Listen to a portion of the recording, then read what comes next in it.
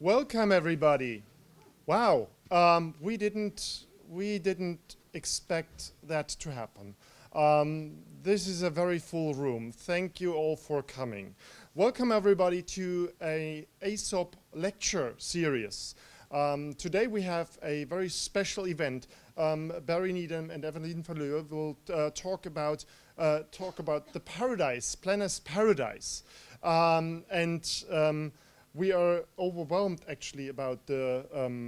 It's magnificent. I mean, I didn't expect so many people here. And by the way, we are Wim van der Knaap and Thomas Hartman. And we try.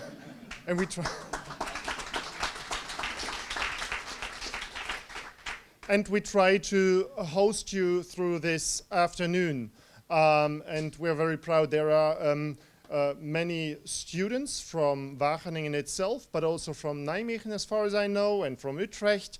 There are also many international and national scholars, and welcome. And I always wanted to say that also welcome on the screen, because what will happen is this whole lecture series will be recorded and will be put online on the AESOP website.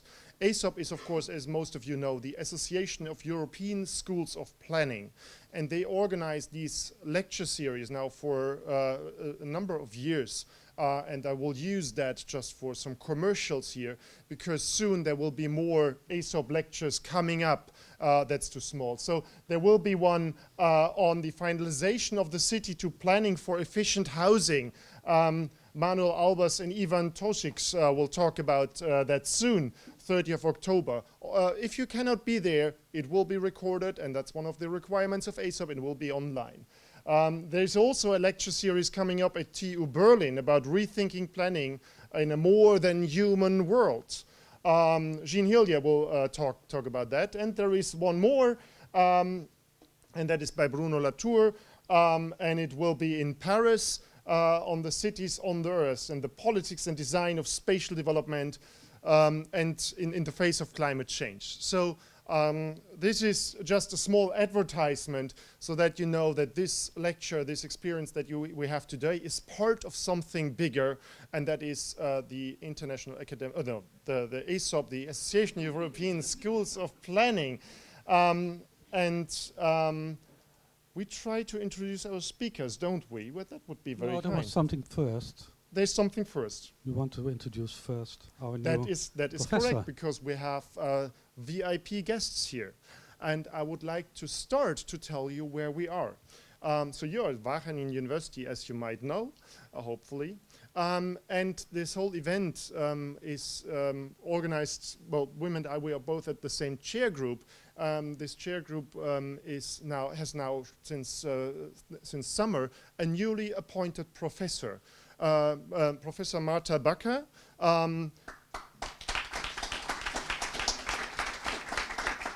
Marta has just been appointed and dives into the topics that we are concerned with at the moment. We're running now a discussion at the chair group, and Marta is at the very front of it, on the nitrogen crisis. And we will discuss also on the instruments, how to approach it. And we discussed on tradable development rights and land policy instruments, actually.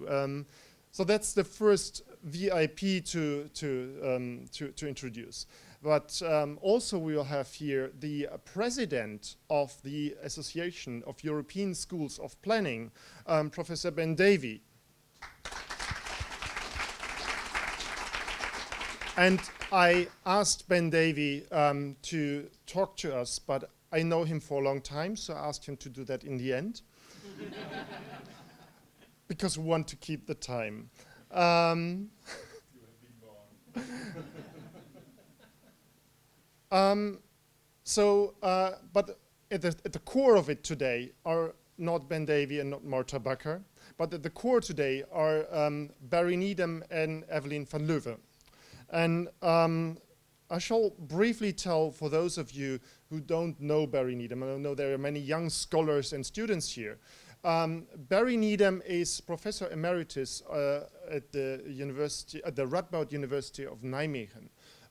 He is an economist by background, and he was appointed professor there in 1994, retired in 2007, and an author of many basic books, basic readings, and academic books on spatial planning and land policy and land economics.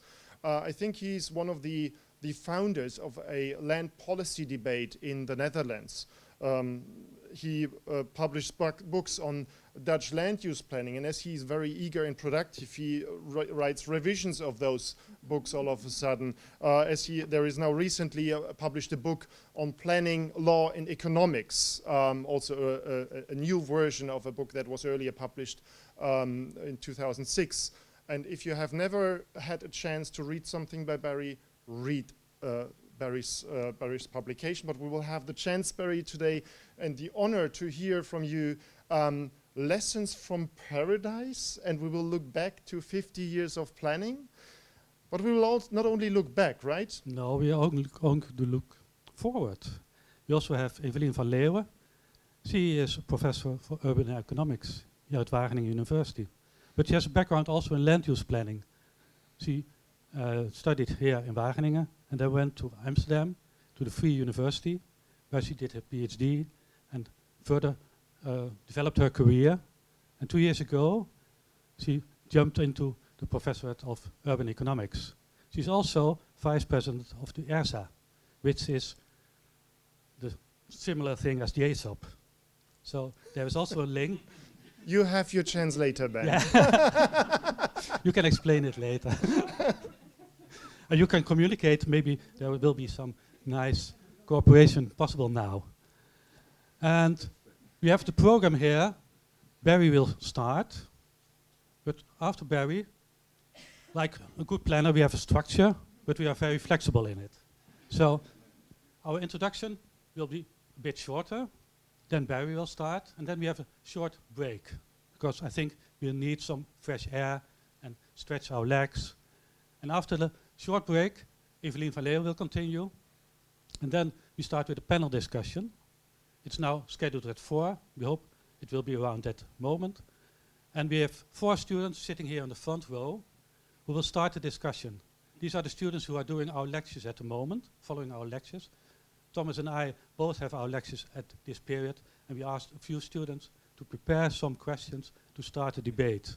Because we know with a big audience, people are so hesitant to start a debate. So, but then with this international public, it might not be a problem, but still we want to offer the students an opportunity here to start with it. And we do that also knowing that there are many international guests who are very eager to challenge Evelien and Barry with difficult questions. But it's sponsored here by the Association of European Schools of Planning. So it's students that are important here. So we will challenge also you in the back, all the students sitting here, dare to ask questions, dare to challenge Barry and Evelien, make them a hard time.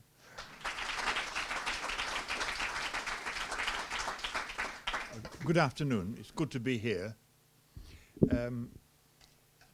My talk has got the title Lessons from Paradise, with 2 question marks after paradise. Perhaps there should be 3. In particular, the question of the lessons from the Netherlands, a country which has had the reputation of being a planner's paradise, and a country also which is known for its active municipal land policy used as a method for realizing spatial plans. My contribution today is about learning from experiences in the Netherlands, but it is wider than that, because I pose the general question: how widely applicable are lessons from planning practice? Or, if you like, who can learn what lessons from which planning paradise? So it's a question generally about the transferability of lessons from practice. I want to explore the limits to learning from planning practice. And that exploration takes me further than the Netherlands. it begins in a hospital. But first, let me say something about paradise. Not about hospital, about paradise. Now, some of you might have heard of the English poet John Milton, who lived and worked in the first 3/4 of the 17th century. One of his most famous works is the epic poem Paradise Lost. Some of you might even know of the story in the first book of the Old Testament, Genesis, about Adam and Eve being banished from the Garden of Eden. I don't want to assume too much Bible knowledge, but it's there. Why were they banished? Because they disobeyed one of God's commandments. But notice which commandment they disobeyed. They disobeyed the commandment not to eat of the fruit of knowledge. You lose paradise if you gain knowledge.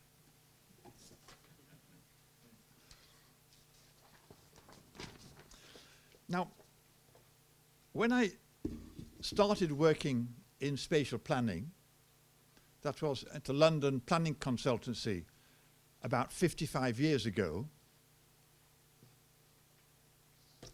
That is about planning. You lose paradise if you gain knowledge. But now, when I started 55 years ago, it was planning in a fool's paradise. It became immediately clear to me that the knowledge of land use change and development on which practice was based at that time was very thin. Nevertheless, very many and far-reaching spatial plans were made and implemented. We drew lines on city maps and urban motorways were built. We drew boundaries on agricultural land and new towns were developed. We designated compulsory purchase areas in slum housing neighbourhoods, and the housing was demolished and replaced by flats. We thought that we were in paradise. Bliss it was in that dawn to be alive, said another poet, William Wordsworth. And he continued, but to be young was very heaven. I was 22, 23, 24, that age. So the question, is knowledge compatible with paradise? Since I started, planning departments have been set up in many universities in many parts of the world, and the relevant knowledge base has increased enormously. Many of you here today have, with your research activities, made and are still making contributions to that knowledge. And yet, spatial planning has become much more cautious. The more research we do, the further paradise retreats. 50 years ago, spatial planning appeared to be paradisical. Paradisical is an awful word, but it means to do with paradise. Paradisical. But as we have gained knowledge, we discovered how complicated it was. By gaining knowledge, we have lost paradise. Is this not a shocking, certainly an unwelcome discovery for academics? The knowledge that we have gained is about two things. About what we can call spatial systems, including how they react to planning measures. And secondly, knowledge about the process of spatial planning, knowledge how the process of spatial planning, and also, crucially, spatial systems themselves are embedded in local and historical circumstances and cultures. Can you hear me at the back? Good. I shall discuss both. But why has our growing knowledge about those two things taken us away from paradise? I will argue that with our greater knowledge, we can deduce that it is difficult and perhaps dangerous to apply experience gained from planning practice in one situation to spatial planning in other situations.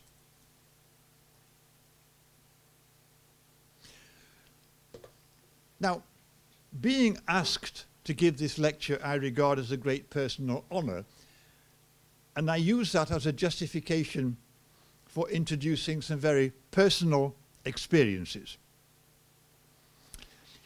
At the beginning of this year, I spent 6.5 weeks in hospital and underwent a very serious operation. In that time, I heard very many conversations between the medical staff. Some of the conversations with me, and some with other medics about me.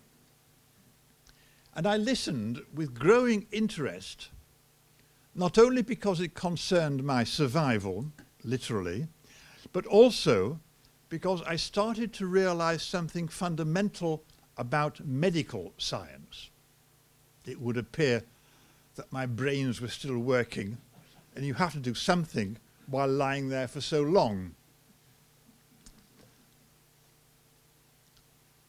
Now, the medical profession has a very solid technology at its disposal. What I mean by this is there is a problem, in this case my health.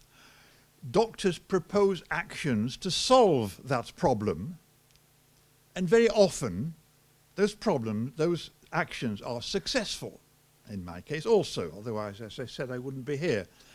Now, a technology can be based on trial and error, and that was the case in medicine until about 200 years ago. Nowadays, however, medical treatment is based mainly on more reliable knowledge gained scientifically about how the human body works. The more you think about this, the more astounding it is, because there can be little which is as complicated as the human body. That too I learned in hospital. Moreover, it appears that all human bodies work more or less the same. Clearly, knowledge of the human body is applicable to most human bodies. Clearly, some of that knowledge is conditional. Conditional, for example, is the body that of a man or of a woman? Is it of a young or an old person? Or what is the blood group? But those conditions also are known to medical science.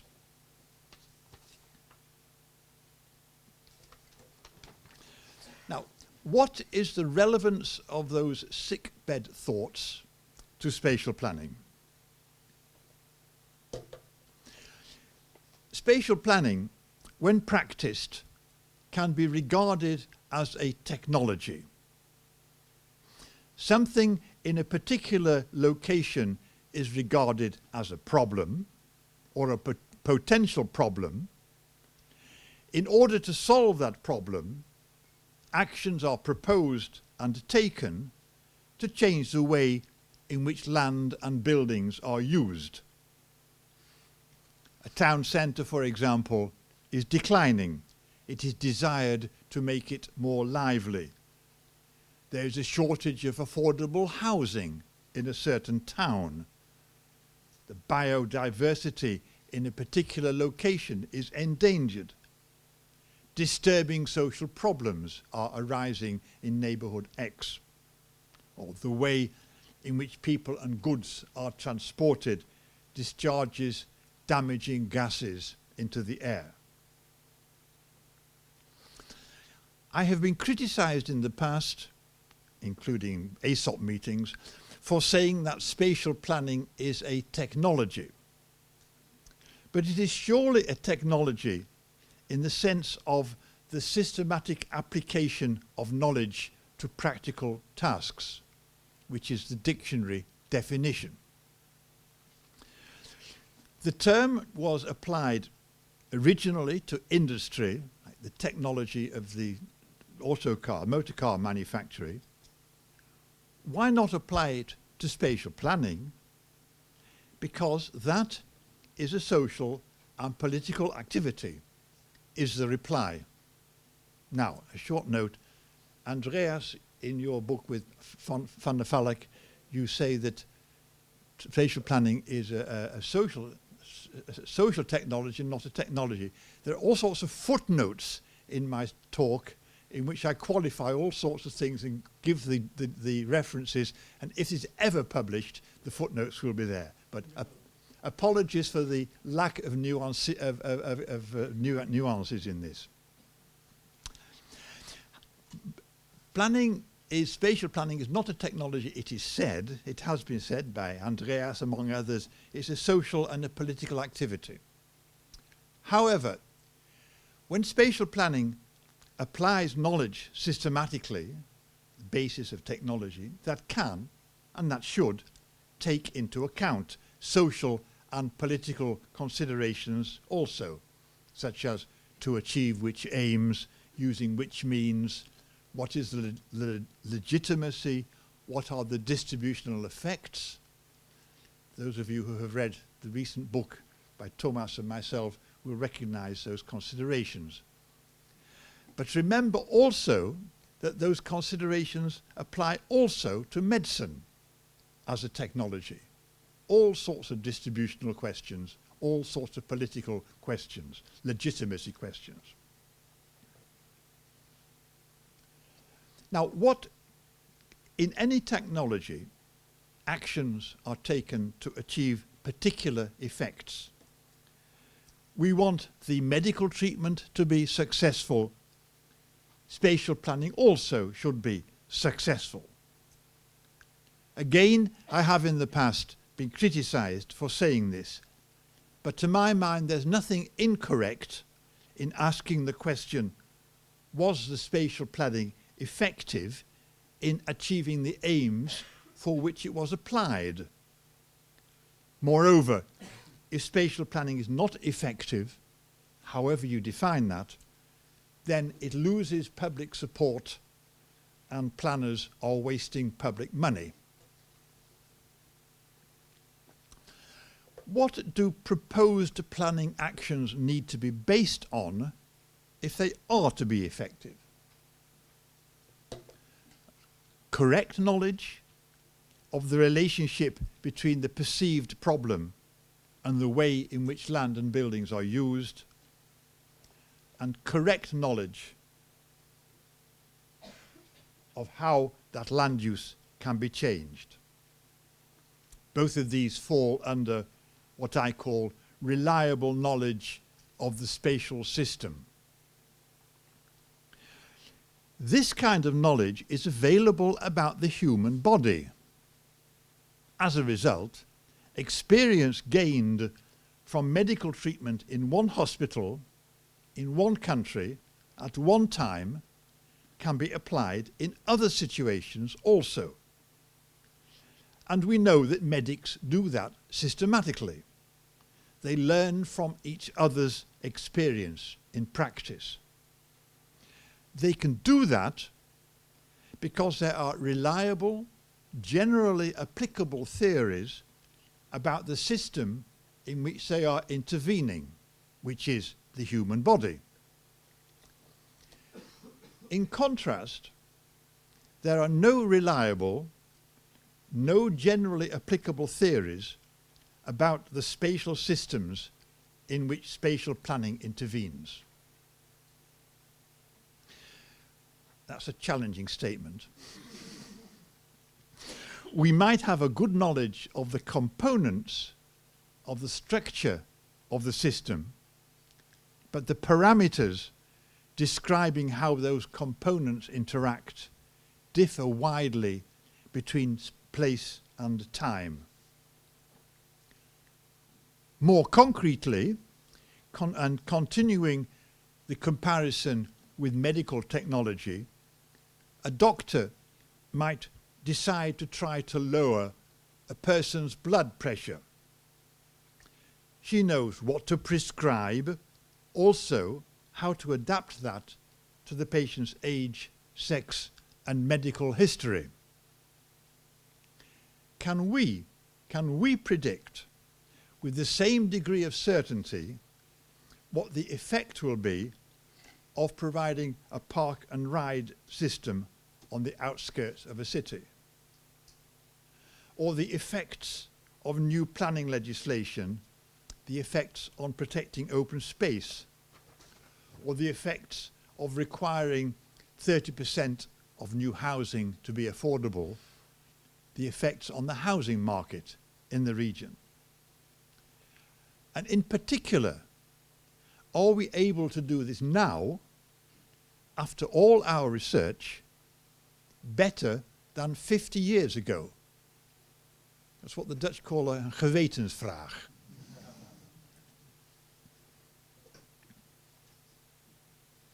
And now I come to the Netherlands.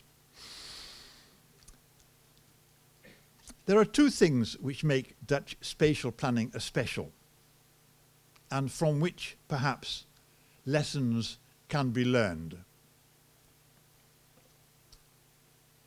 One is that there is a stable and coherent planning doctrine here.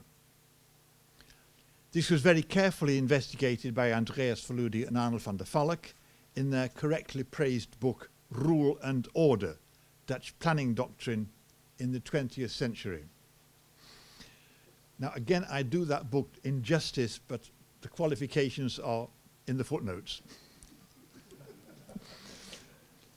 The existence of this planning doctrine makes the Netherlands, in their own terms, a planner's paradise, in the sense that planners and the responsible politicians also can work under conditions which give them great powers for making plans and trying to get them realized.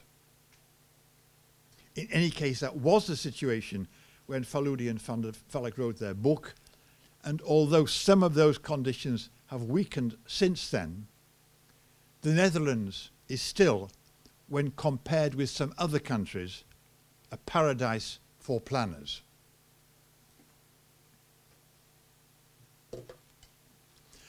Note that Verloede and van der Valk investigated Dutch strategic planning, not project planning. Yet the Dutch project planning also is special and well known elsewhere. This is the practice of integrated development projects, realized by what is called active municipal land policy. One of my first research projects in this country, when I came in 1978, was into the planning and realization of two big housing estates on the west of Nijmegen. Nijmegen and Dukenburg, with together 17,000 dwellings. For me, it was an eye-opener. I had admired the physical environment in this country, otherwise I would not have come here to work, but I had no idea how it was realized. And this is by the active municipal land policy. Whenever rural land is to be developed for urban uses, the municipality buys it, services it, sells building plots to developers, not just under conditions laid down in the land use plan, but also supplemented by civil law conditions laid down in the legal deed of sale. No wonder so much can be controlled and regulated.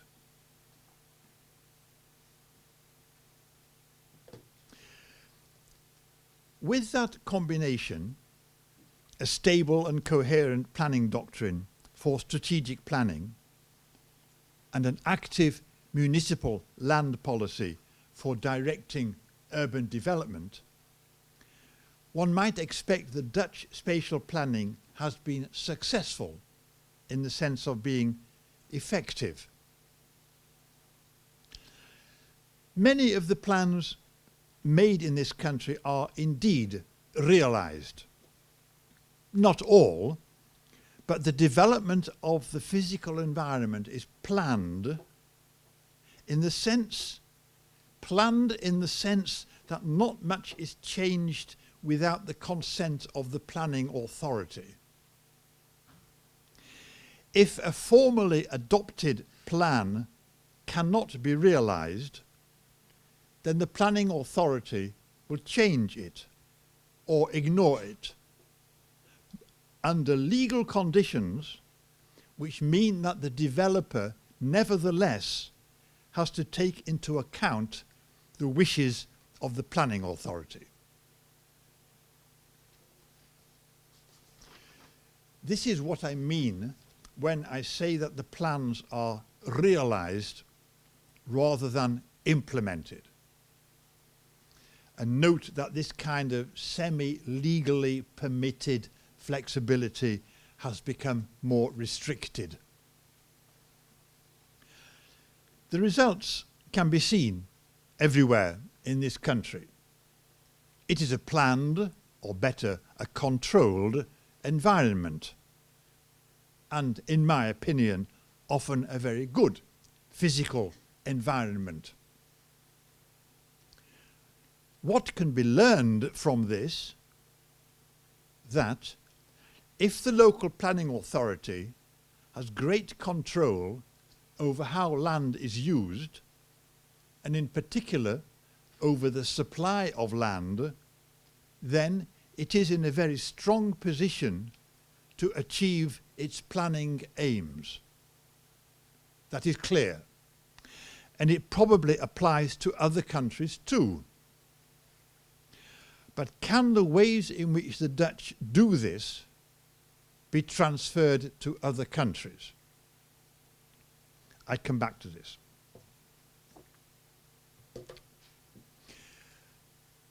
Even with this mighty combination of planning doctrine and land policy, Dutch spatial planning can fail and can be ineffective.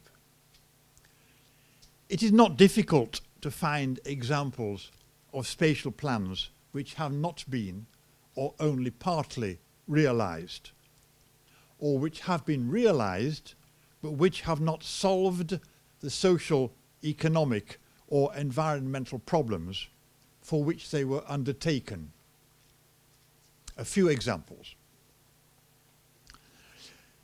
Municipalities want to stimulate local employment, and for that reason they provide industrial estates. They are very good at that. But quite a lot of land in those estates is empty. The plan has been realized, but it has not been successful. Another example, the new town of Lelystad in the polder, the new town of Lelystad was started in 1967 in order to take overspill from the Randstad. It had a target population of 120,000. But so many people did not want to go to live there. Now, 50 years later, the population is 78,000, not 120,000. 2/3 of the plan has been realized. A third example. Many municipalities spend a lot of time and money making their centres attractive. Shopping streets are repaved, street furniture renewed, bus routes realigned, parking reorganized. The plans are realized. But if people buy their goods online, many of the shops in the centre become vacant. One final example. plans are made for creating and maintaining the Dutch countryside, and they are often realized. The result is what I have called elsewhere a manicured countryside. But the land is being worked to death, literally. I don't want to suggest that in the Netherlands spatial planning has been less successful than in other countries. On the contrary, in most countries Dutch spatial planning sometimes fails. In the Netherlands, probably less than elsewhere. And as the examples above show, when it fails here, it is often because it is based on faulty knowledge of what I have called above theories about the spatial system. And not just in general, but theories about the particular spatial system which it is desired to change. For example, theories about the demand for industrial land in location X, or theories about the wish to live in Lelystad. Moreover, knowledge is required about that spatial system in the future also, because most plans are based on assumptions about future behavior. Forecasting is difficult, especially when it is about the future. It's a well-known statement, attributed to Mark Twain. And Dutch spatial planning is not exempt from that difficulty.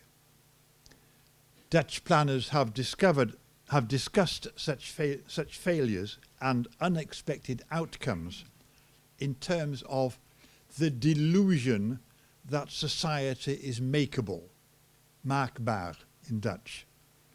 Incidentally, if that delusion exists among planners, it exists also in many other branches of public policy.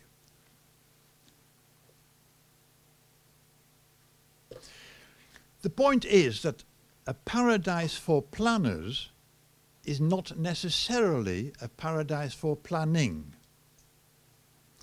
Dutch planners had paradisical conditions for making and realizing plans and policies, but if those plans and policies are to be successful, there must be, in addition, reliable knowledge about the particular spatial system, and that is not always present.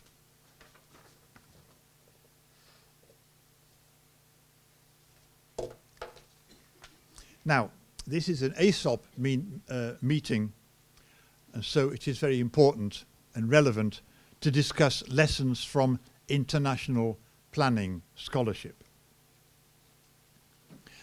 The fantastic work that the academic planning community has done in the last 50 or so years, and I mean fantastic work, and I've experienced a lot of it, has paradoxically increased doubts about the reproducibility and the transferability of experience from planning practice. To make this clear, I divide those contributions to knowledge into two sorts. First, the knowledge that spatial systems have a history, that they change, and that they will continue to change.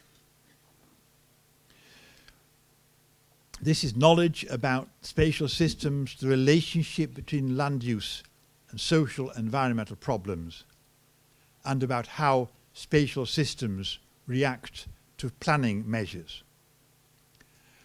We have discovered that our knowledge of this is not good, and certainly not when compared with the knowledge that medics have of the human body. It is not, I think, that spatial systems are more complicated than human bodies, but that there is an enormous and often unpredictable variety in spatial systems.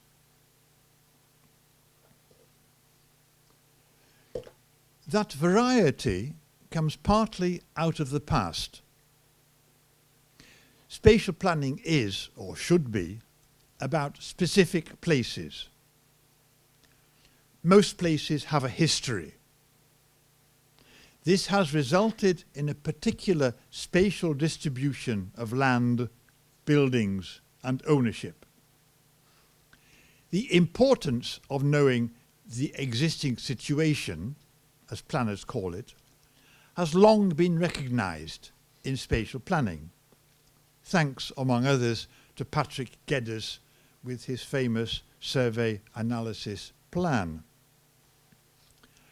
But the knowledge of the existing situation does not usually extend to the historical pattern of land ownership, as it is called.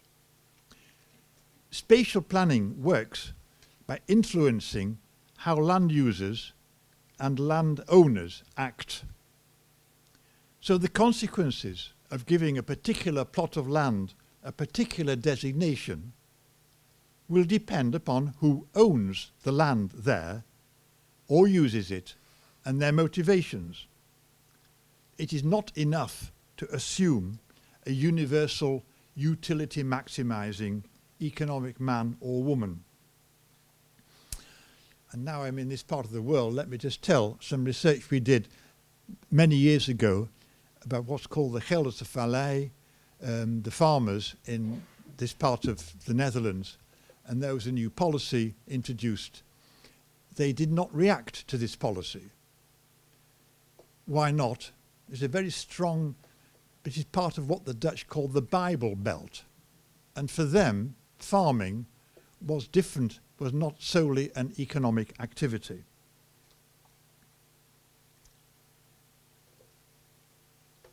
Changes. The variety in spatial systems comes also from changes in what people want from the spatial system. In that paradisical situation for planners 50 years ago, there was scarcity of housing and of good living conditions. Most people had much less choice in those things. They had less choice also about where to buy their goods and their groceries. Mostly they went to the nearest centre, on foot or with the bus. Now that people have more choice, there is more diversity in what they want from their physical environment.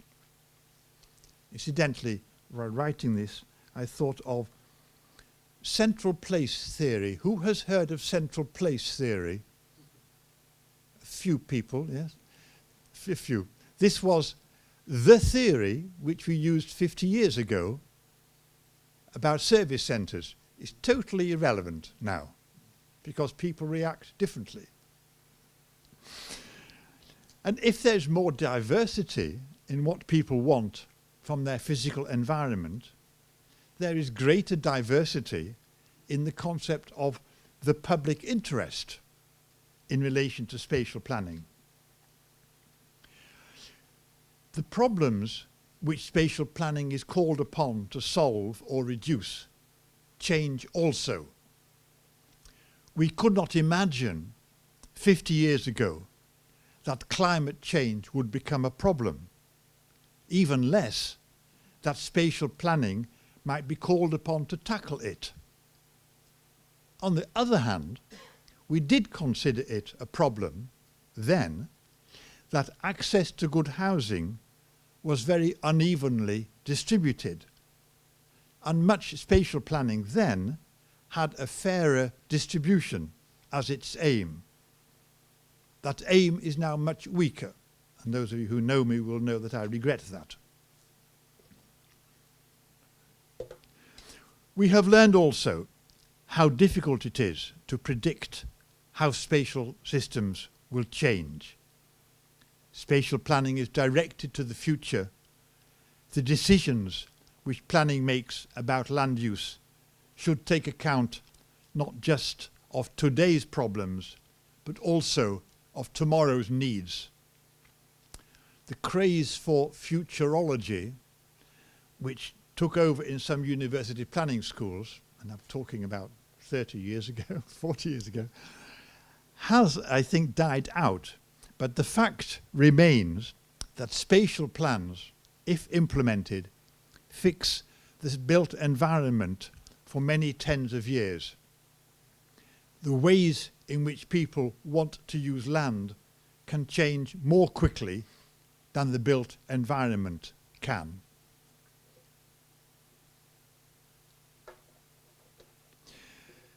We have learned also that how spatial systems work and react to planning measures, and the planning system itself and how it is used, depend on particular historical, national, local factors. That is what I mean when I say they are conditional. Spatial development does not take place, neither is planning carried out in a historical and cultural vacuum. I name very briefly the insights that we have gained.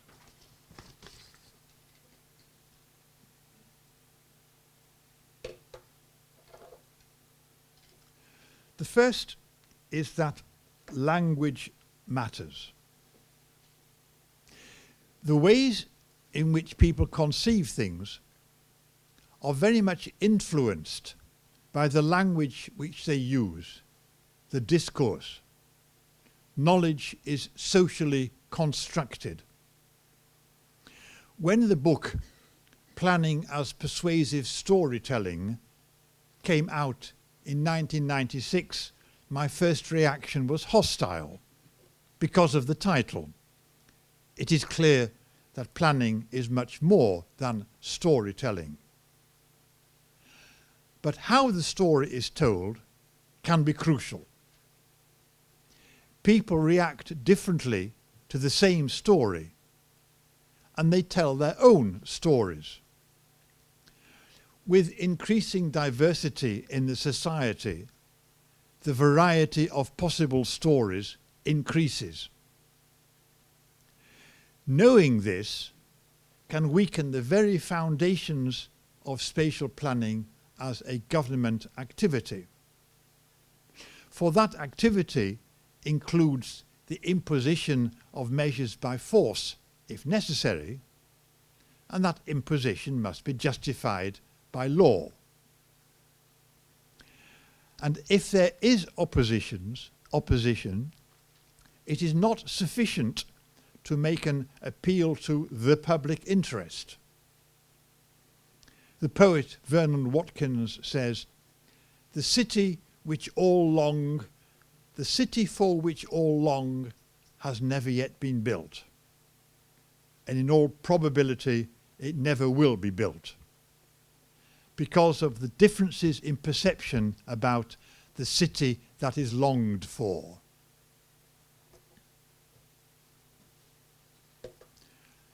We have learned also that organizations matter. We have learned that the outcome of the political and professional processes which result in spatial planning actions is influenced by how the processes are organized, which organizations are involved, the intercorporate aspects, and so on. The content of the plans and policies can vary accordingly. Also, how a chosen planning measure is implemented by the planning authority depends on which organization does that and how it uses its discretion. Moreover, the outcome of a planning measure can depend upon the organization of the development industry, the size of commercial developers, their land policies, how the private organizations interact with the public organizations, and so on. Thirdly, the expression institutions matters, I think comes from Douglas North, but I'm not sure. Can't. Anyhow, he was an economist and he introduced institutional economics. The institutional turn, as it is called, in spatial planning has had a great effect on how we think. Institutions are the rules of the game, formal and informal, the agreed ways of doing things. One example. In the 1960s and 1970s, property developers from England thought that they could become rich in Amsterdam. After all, large-scale commercial property development had been practiced longer in England than here, and land prices here were ridiculously low. But those property developers, English property developers, discovered that the Dutch did things differently. And it was not just the legislation. They retired their tails between their legs. They had used economic and financial models based implicitly on the then current English institutions.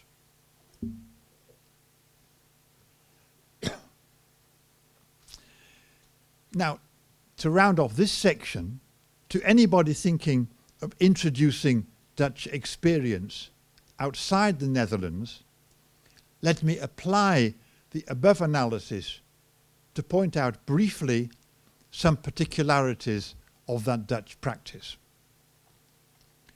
First, there is a centuries-old tradition of collaboration in regaining and draining land in huge areas, a tradition which still shapes organizations, laws, and ways of thinking.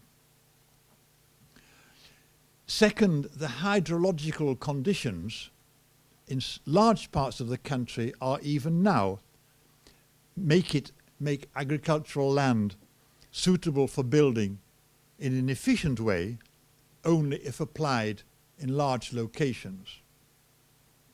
Third, there has been half a century of agricultural land readjustment, which has produced big agricultural land holdings which are easy to acquire for large-scale development. Fourth, the voluntary cooperation between local government and building developers is here in this country so close that it sometimes approaches corporatism. And fifth, the semi-private housing associations providing social housing are so big and strong they own about 30% of all the housing in this country, that they are closely involved in most projects for housing development and redevelopment. Transferring experience from Dutch practice to situations with different conditions would be unwise.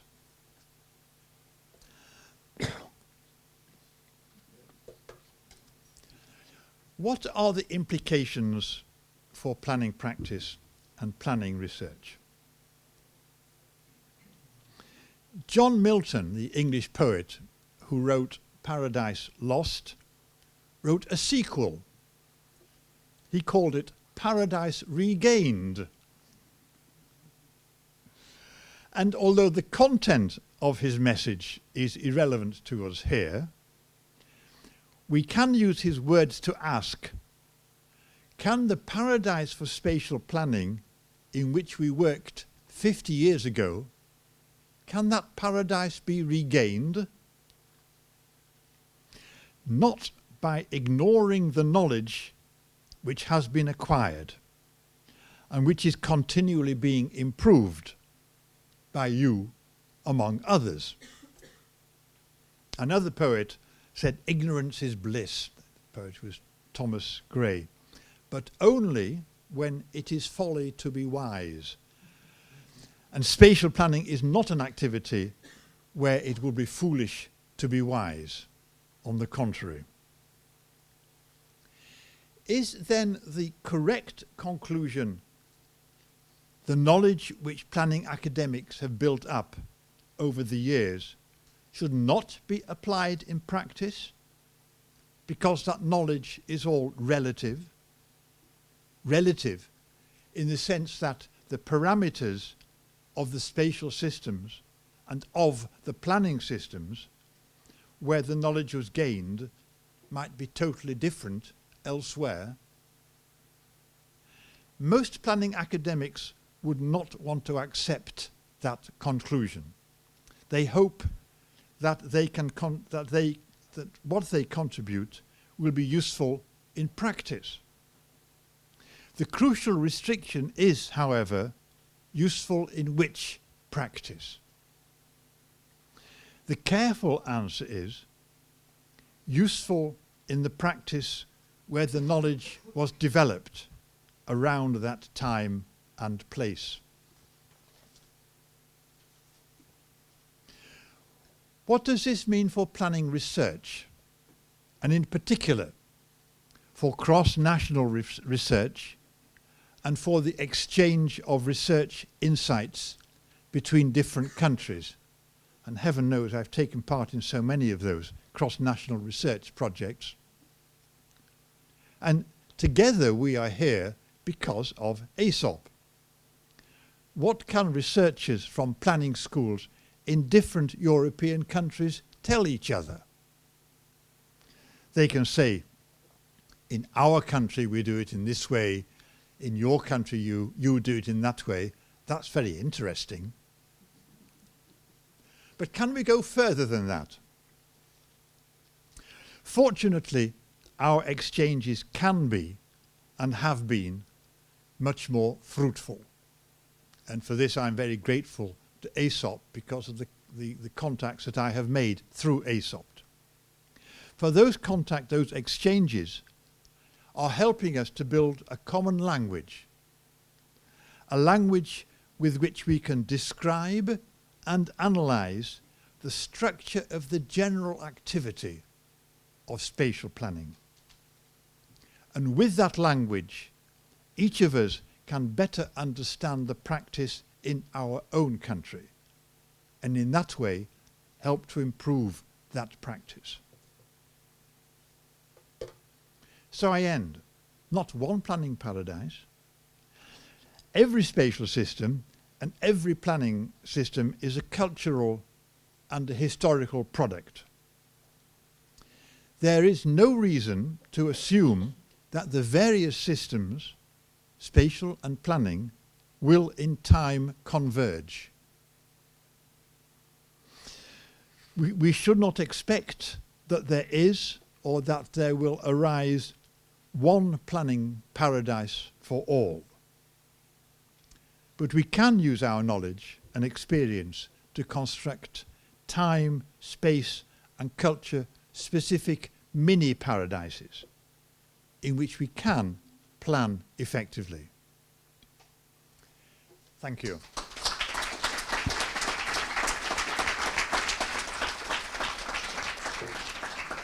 So welcome everybody. I'm very honored to be here.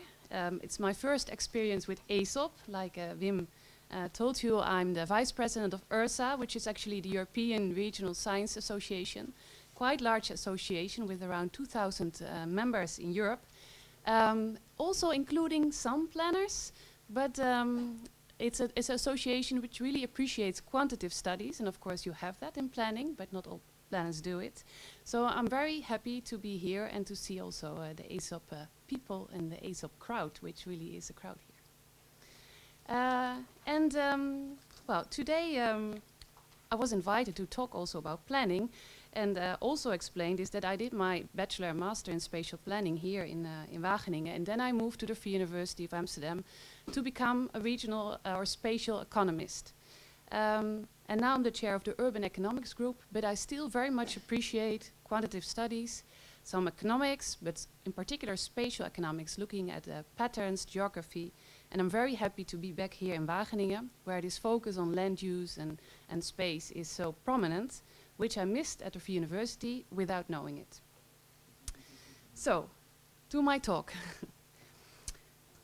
In my opinion, and I also wrote it down like Barry did, so I feel like I'm planning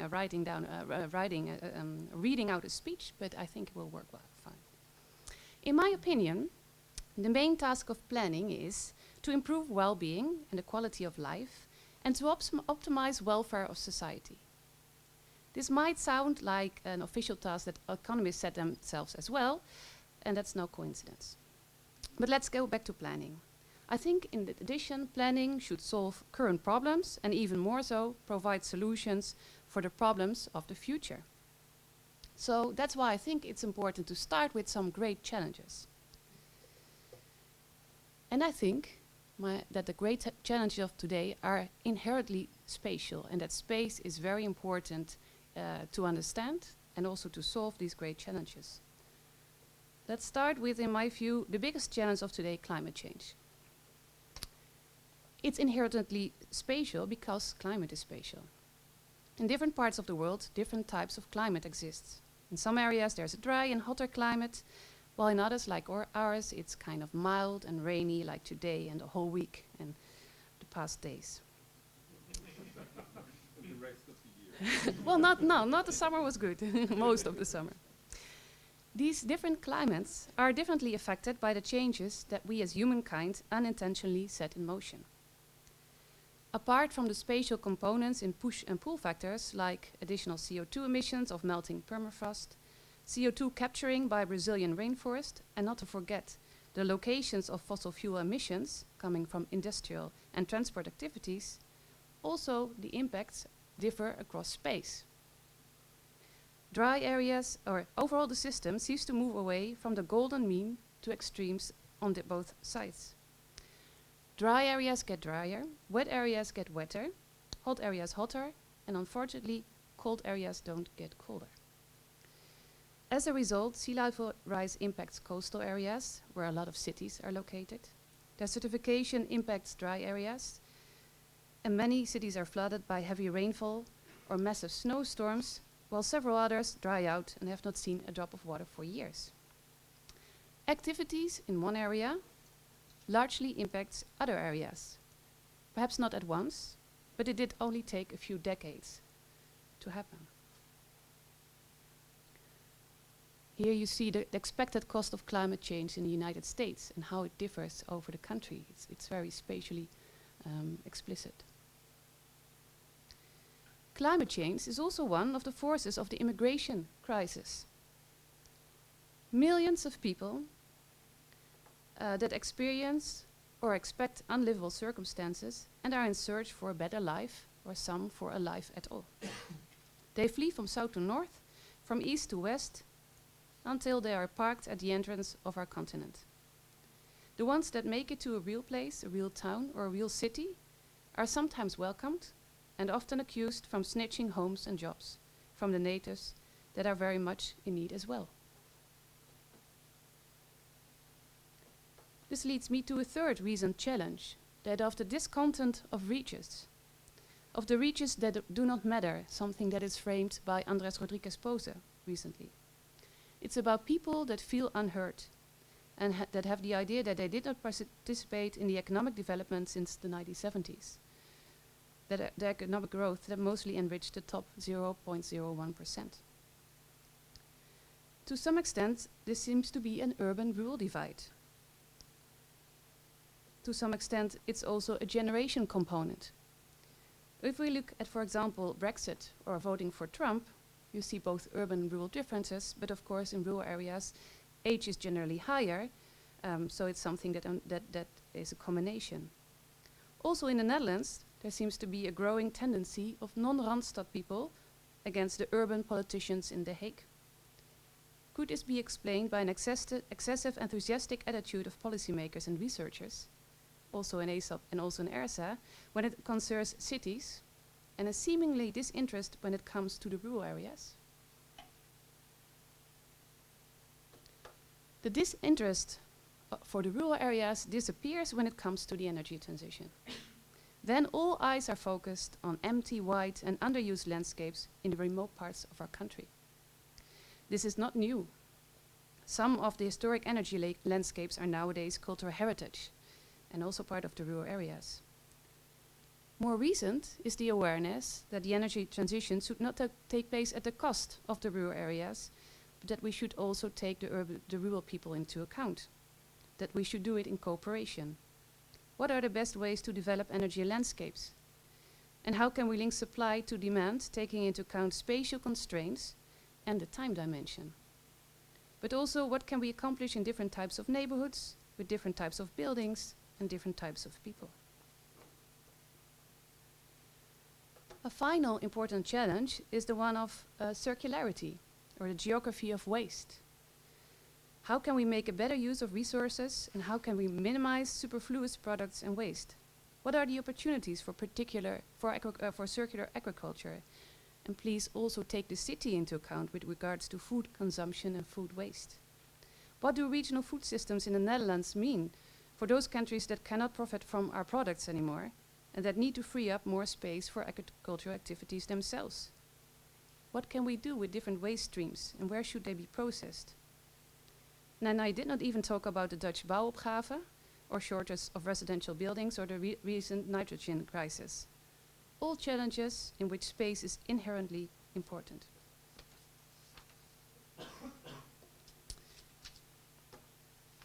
And also what we see today is that increasingly separate social and economic systems have become interconnected. And it also impacts territories and landscapes today. So due to innovations in transport and telecommunication, to some extent we experienced a death of distance. We can interact with almost everyone in the world at every moment of the day and night. Traveling from Wageningen to Amsterdam does not take us a full day anymore, but a bit more than 1 hour. And if we are not hampered by any shame to take the plane, we can be in Jakarta in 15 hours instead of several months. Over the centuries, this resulted in globalization, collaborations between groups of people, mixing of cultures, worldwide webs of logistics and economies that are heavily intertwined and wantedly or unwantedly depend on each other. Part of our food is produced in Africa.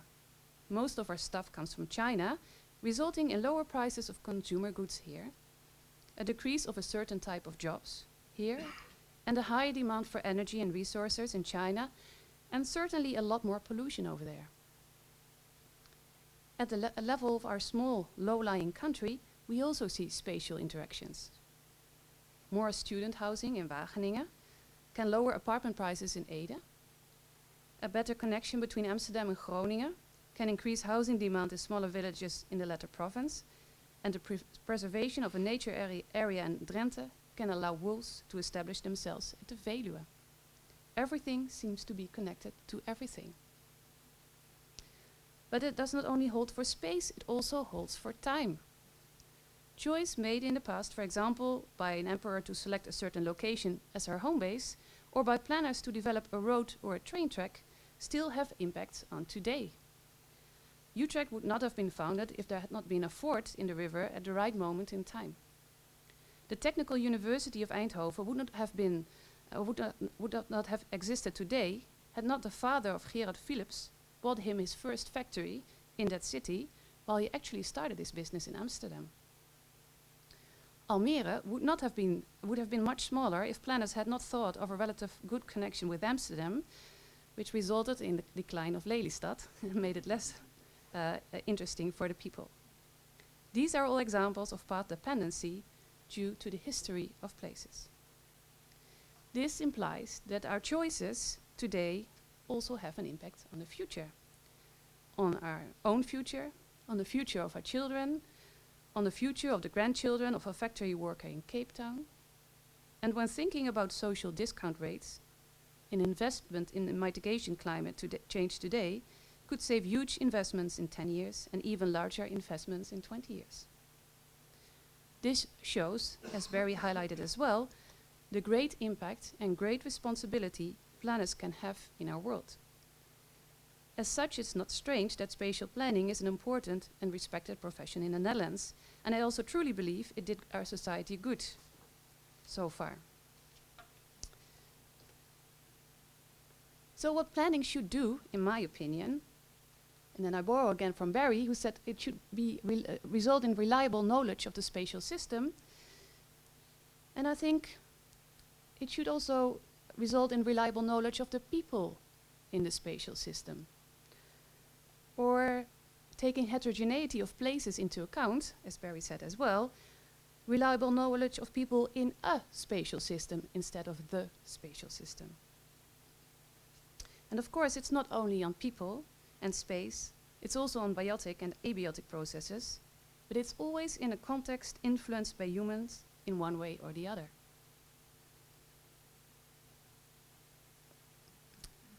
Here something went wrong here. Let's see what happens if I... Okay, good. Barry also said, and that are the orange parts, that there are two main planning actions, which are understand the relationship between the problem, perceived or actual, and the way land and buildings are being used, and the fourth one, propose most suitable land use changes. And I think also we could perhaps elaborate a bit on that and also take into account the creation of the understanding of the perceived problem. Just like the doctors, Barry ended up in the hospital, but someone told him to go there, and I hope so, and there was first a problem, and then someone had to also to understand what the problem actually was. And sometimes there's a perceived problem, and sometimes that's different from the actual problem. So by the problem is a problem for who, for whom, and who has to solve the problem.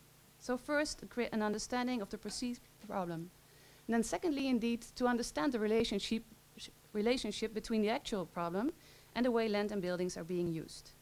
And take into account now and in the past, the path dependency, and also think about spatial interdependencies. It's not only something that's happening here, now, but something that's related to the past and related to other areas, other regions, other people. And I also say that planners should investigate different scenarios for future land use. So if we have this knowledge and we understand the system, what can we then say about possible scenarios and how can we inform people? And they should be based on theory, empirics, and simulations, in my opinion.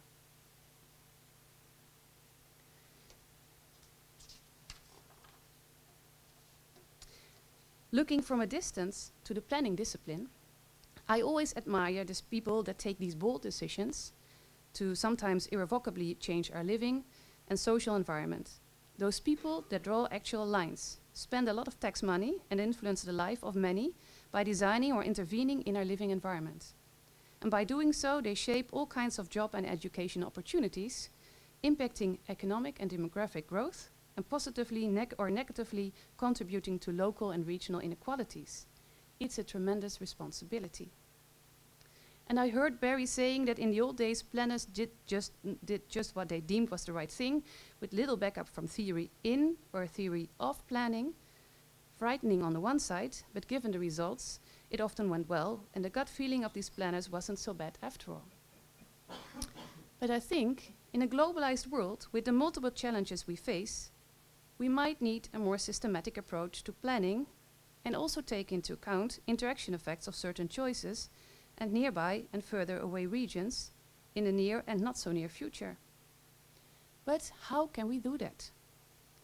The IPCC reports show us many things, not the least how difficult it is to make predictions about climate processes that are non-linear, path-dependent, and involve high unpredictable tipping points. In addition, we put our hope to a large extent in technological solutions. Many assume or hope that we can keep on consuming at a similar pace, and that technology will mitigate the negative environment and perhaps even social consequences. But also technological breakthroughs are difficult to predict. Should we invest in hydrogen and keep our gas pipes, or should we get rid of all pipes and bet on? Yes, what should we bet on? And who should contribute to the theory in planning? And who should not contribute to theory in planning? is there anyone or any type of research that should not contribute to the theory in planning? Perhaps something to discuss during the drinks. And if we think about who should contribute to theory in planning, how should this contribution be arranged? Should planners take the first step and formulate questions about knowledge gaps? Or should they start an open conversation with all kinds of disciplines? Or should other disciplines be more proactive towards planners? Who should take the lead in the initiative in getting more theory and empirics in planning? And if I can say something about the theory of planning as a non-planner, please evaluate the tendency of Dutch planners and policymakers to, whenever convinced of the right direction, be thorough and adjust the whole country in a short time frame. Think, for example, about the development of the Earth gas network in 1964, which took a little more than a year, or what I learned when I did my spatial planning training, the straightening of all water courses and the reintroduction of meandering water streams a few decades later. If we do something, we want to do it right, and we want to implement it everywhere. This might not be the best approach for the current transitions. We need much more tailor-made spatial solutions on the one hand, and keep regional inequalities and global feedback effects in mind on the other hand. So if we think about theory in planning, when do we know enough? And as a scientist, I would say never. We never know enough. But as a citizen, of course, we need to start somewhere at some time. Just do something. And that is when the Fairphone approach comes in. You might or might not have heard of the Fairphone. It's a phone that takes into account environmental impact. It's a social enterprise which aims to develop smartphones that are designed and produced with minimal environmental impact. The company is based in Amsterdam. It was founded to develop a mobile device that does not contain conflict materials and has fair labor conditions of the workforce, so it looks at social impact as well. And in the second version of the company's device, you can also, it's a modular smartphone, and it's designed to be easily repaired and upgraded. So you can choose, you can repair it, which is something very unusual for phones, but you can also upgrade it. So if you want to have a new photo camera, you can install a new, better photo camera. You don't have to buy a whole new phone. What I like about the Fairphone is that it allows for tailor-made solutions to barriers when it's broken, and preferences or wants in terms of upgrading. And it uses a set of basic components and more luxury components. It allows for faults to be repaired, but also for heterogeneity in choices or solutions. And like in my opinion, this is a good metaphor for future-proof planning. Why? Because one-size-fits-all does not work.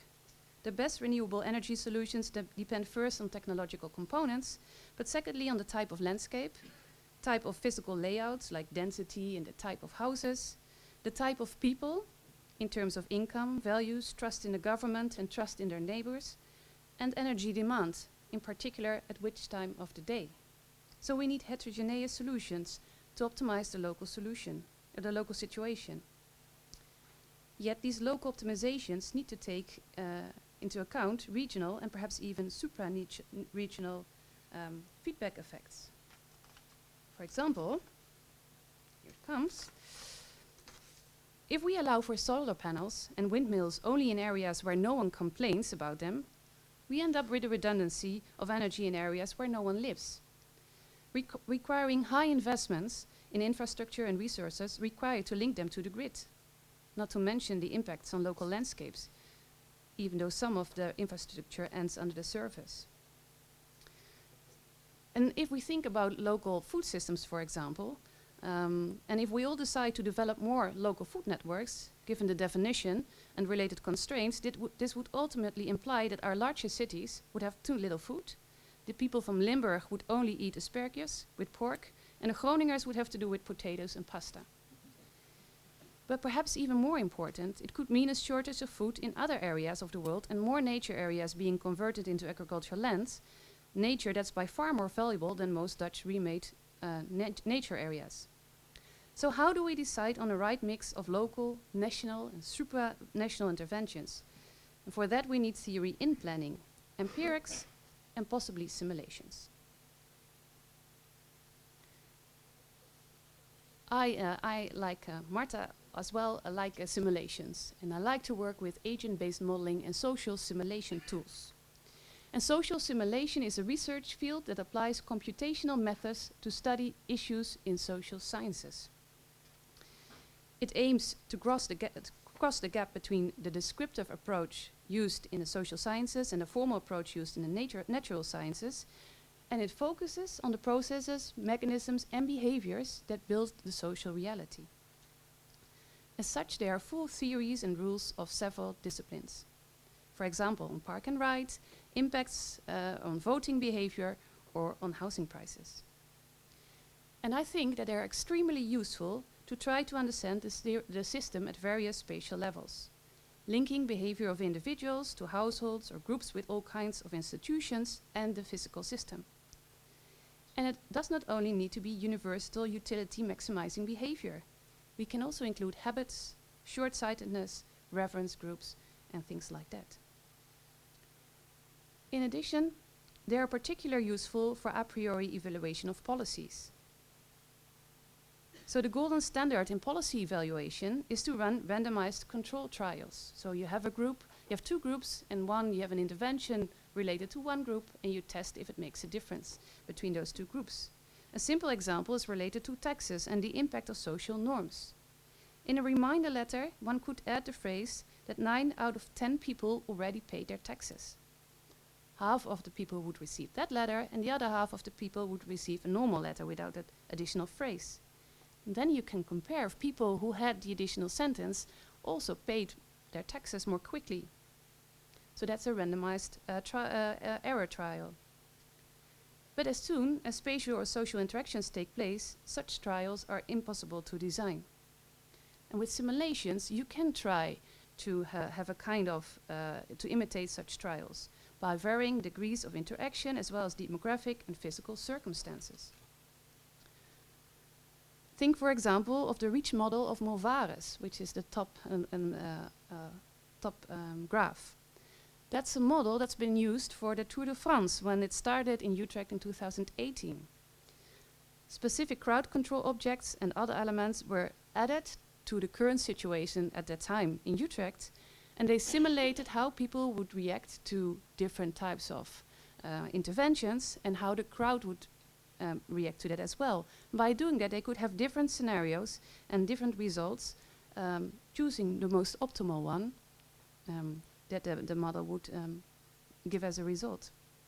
A second example, the lower one, is urban strategy. It's developed by Arcades and TNO. And they work with a set of basic models in the field of spatial planning. They have air quality, traffic, health, and noise. And it can be supplemented with additional models on safety and security and potential to save energy.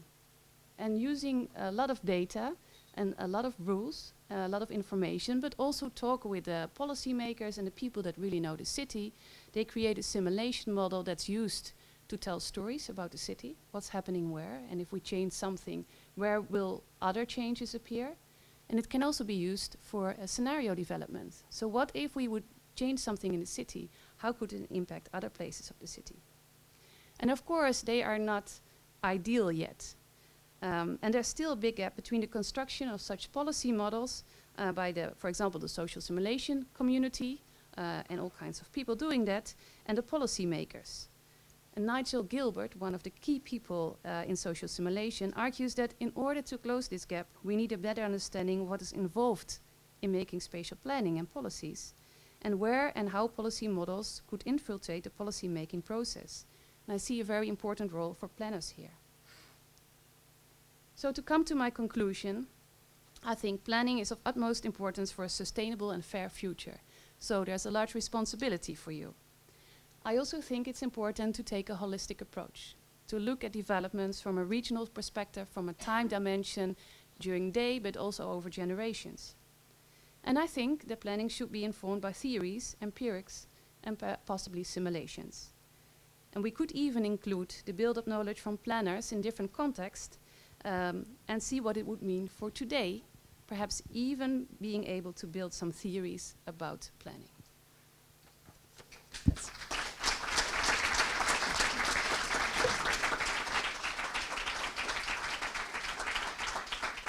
we would like to start a discussion and an open debate. And the forum we try to do that and is that we have a panel of 4 students, as previously announced, who will fire up the debate, and then we open up the stage to all of your questions, concerns, and I would suggest that you, Barry and Evelina, that you come to the stage. We're prepared to cheer so that we don't have to stand all the time, and then we just open the floor. Wim, do you want to, yeah. Okay, I will take over now a bit. First of all, I would like to introduce the students sitting here in front. They are Maarten Schenk, Caroline van Dam, Sven van der Bos, and Celine Drieskens. And I will start now with Celine first. Oh, Sven will be the first one, okay. And they will try to ask, especially to both of the presenters. So Sven first. I've got a question for Barry mainly, I think. I think Evelyn already quite touched upon this question. So Barry, you said we lose paradise when we gain knowledge. And that got us thinking, we are at a university which is an institution for research and gaining knowledge. So what would the implications be for us as students at a university, and what would be the use of a university in planning? A very good question. I think the statement that by gaining knowledge we lose paradise, that doesn't apply to all topics. It does certainly not apply to medicine. I speak very personally here, because I wouldn't be here if medics had not continued to gain knowledge and more knowledge and improve their knowledge. It applies, however, to some other topics. As soon as you try to apply social science knowledge, then you realize how difficult it is. Sociology, for example, is a subject which, in a sense, does not build upon itself. It's continually revising its foundations. And the science, if I can call it the science of spatial planning, is in a sense often rebuilding its foundations, which gives the idea that it's not developing itself. I think it is developing itself, but we learn to become more cautious. And my direct answer to you and students who are studying planning is learn to be cautious and critical of what you are doing and what is being applied in practice, and what you, in time, if you go and work in practice, will recommend for practice. So it's being cautious and critical. Thank you. Thank you. Very clear answer.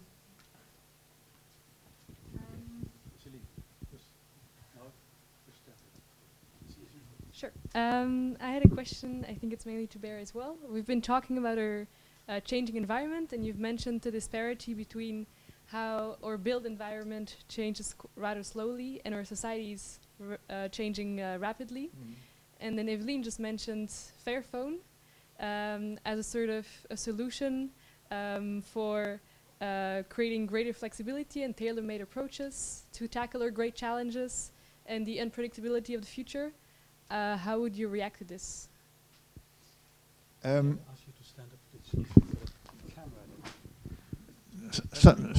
Some years ago, I was asked to contribute something to a book on sustainable, what do you call it, urban design. And there are the tendency is to say design flexible cities and flexible buildings. But then I thought of Paris, the redevelopment of Paris in the 19th century by, I forget the name, and it's a structure and a set of buildings which continues to function quite well almost 200 years later.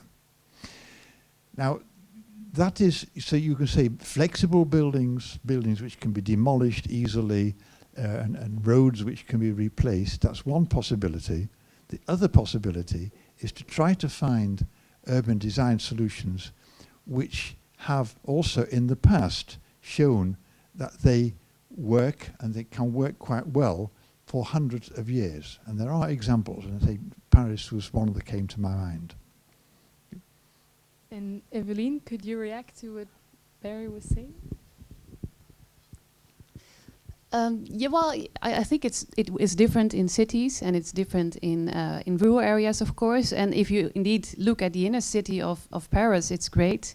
If you look at the outer city of Paris, it's less great. And there have been, of course, structures built that now result in very unhappy people with a lot of discontent. And also, this has a large impact on France as a whole as well. So I think indeed it works in one part, and it's not a solution for everything. But in other areas, it doesn't work so well. And it is also when you think about planning, think about things. Of course, a lot of things, in particular in the energy transition, are not clear now, and we might expect a lot of changes and a lot of different opportunities. And it's good to take this into account on the one hand, and on the other hand, of course, also to do something. But we have to be careful that we can still allow for future technologies or future developments, also in our current planning approaches. And one example might be a bit strange is also if you think about windmills, for example. And of course, there's a strong debate on where you put windmills. But we can think also of windmills as something that has a large impact on landscape now, but it's also something that can be quite easily removed. And it doesn't have necessarily a long-lasting impact on our landscape. So if we take that perspective into account as well, so we say, okay, we put there the windmills, it's a solution for now, but it's not something that remains there forever. It's something that can be removed quite quickly. So that might make a change also to the acceptance of people and the way we think about planning. Carleen will be the next. Okay, Carleen, just stand up. So, in your conclusion, you mentioned the presence of, or the idea of mini paradises. Would you say that the Dutch planning paradise is one of those mini paradises then? And if, what are other mini paradises? Yes, it's what I meant by that is that if you take a system a planning system which seems to work quite well, and I would say that the Dutch planning system seems to work quite well, then you can learn from that for practice in the Netherlands for improving that practice, and I think we should continue to try to improve that practice. Are there any other mini paradises? I know the English situation is the next one I know, and that's not a planning paradise in any way. So I have to. Perhaps I leave it to other people in the room to suggest our system is a mini paradise. So that's a very inadequate answer.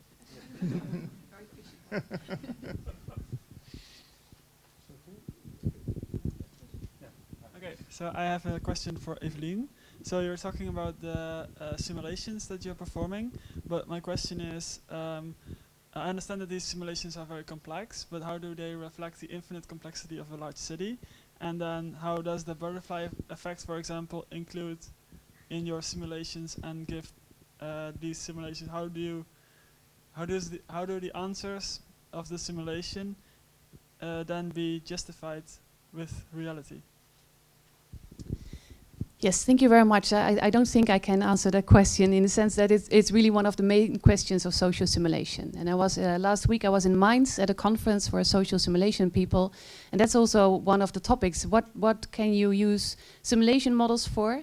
And there are different purposes for simulation models, indeed, and also different types of people or different approaches to simulation. So some really want to simulate the future, and Barry also referred to it, is this idea that you can simulate the whole future, and indeed it's very complex and it's also very unpredictable.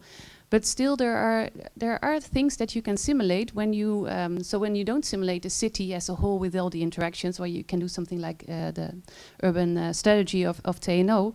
But you can also think, you focus on a particular thing in a city, like for example, these how pedestrians walk, and you keep a lot of things constant, and you can change something and focus on that change, and you can keep the other behavior of other people constant and focus on those people that visit the Tour de France and that are in that particular area. You can also have other kinds of simulation in a city. For example, what we want to do is we want to look at the uptake of renewable energy in neighborhoods. And then we also want to build a social simulation model in which we're going to look at neighborhoods with different types of buildings there, and with different types of people and different social networks. So what we keep there, we keep constant the type of buildings. And for some time we keep constant the type of people living there. We want to simulate how these different people respond to interventions, to policies, and also how they influence each other. So I think you should decide on what your modeling purpose is, and from that also, of course, develop your model in a more complex or less complex. It should be as simple as possible. That holds for many things, but in particular for simulations. And also decide on what you want to keep constant and what you want to focus on and what's really important and necessary indeed. You have the starting questions now. I think we can continue with the floor. Yeah. And if you want to have a question, raise your hand and we'll see, and we'll go around. And please introduce yourself and stand up as well for. Say your name and institution loud and clear and understandable. Okay. I'm Willem Salet from the University of Amsterdam.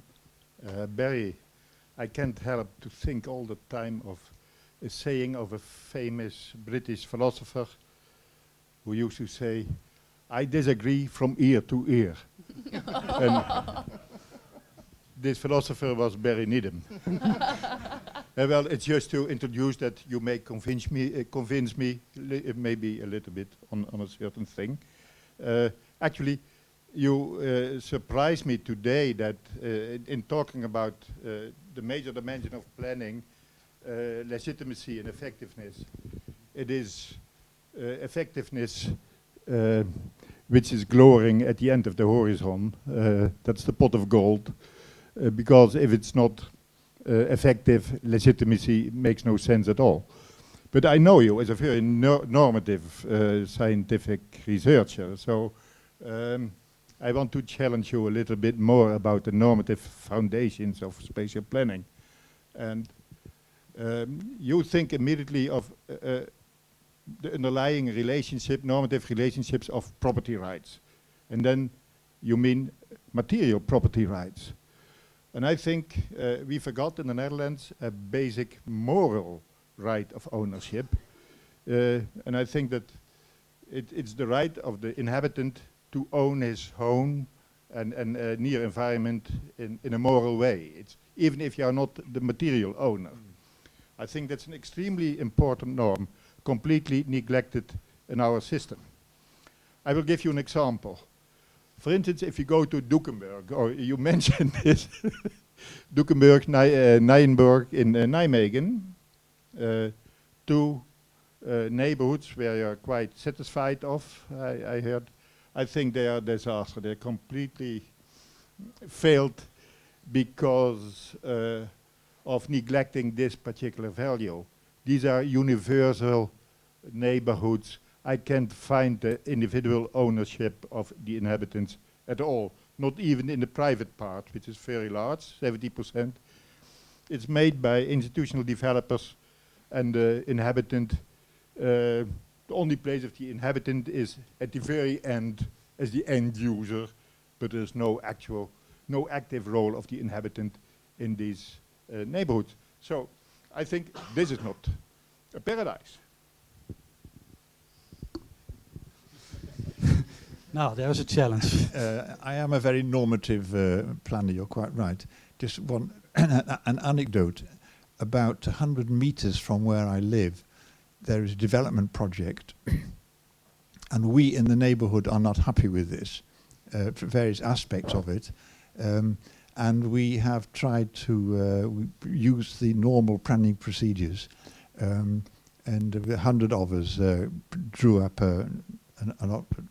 objections, and we received a message about a few weeks later from the municipality that our objections were not valid because we were not an interested party.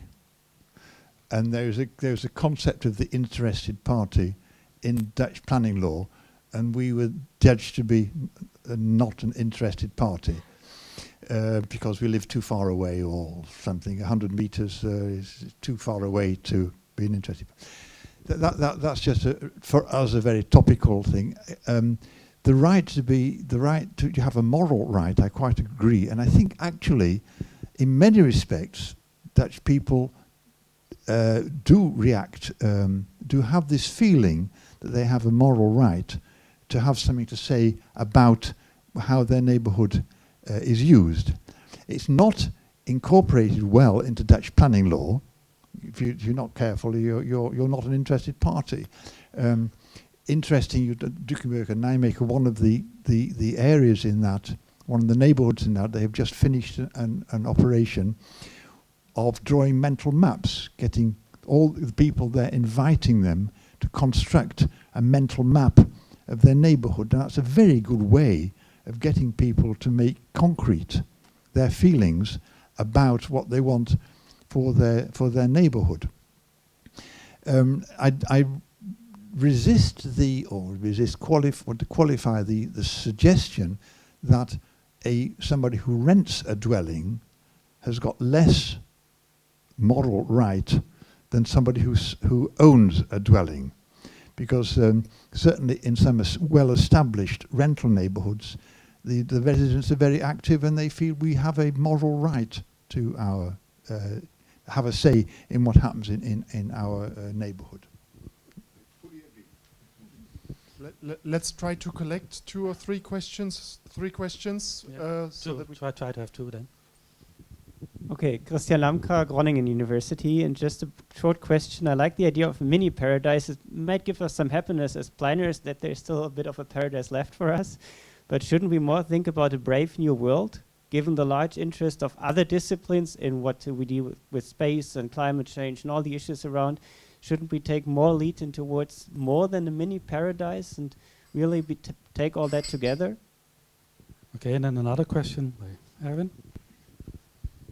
Erwin van der Krabbe, Radboud University. Actually, I think I'm one of the very few here in this room who actually were one of Barry's students. Maybe the only one. I think there's still some confusion here in the room about what we understand by paradise or planning paradise. It seems Barry is talking about paradise in terms of effective planning, while Evelien perhaps is talking about planning paradise in terms of the efficient use of space, of land. So what is it? Is there a difference between the two? And then in addition to that, you ended your talk, Evelien, to mention the role of theory, the role of planning theory. And question to both of you, can planning theory in any way help to create that paradise? One of those 2 paradises we're talking about. Let's take those 2 first.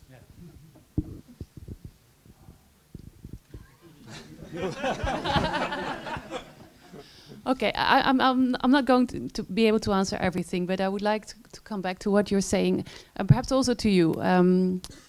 I think we have both. There are challenges both at the local and at the regional and the world level.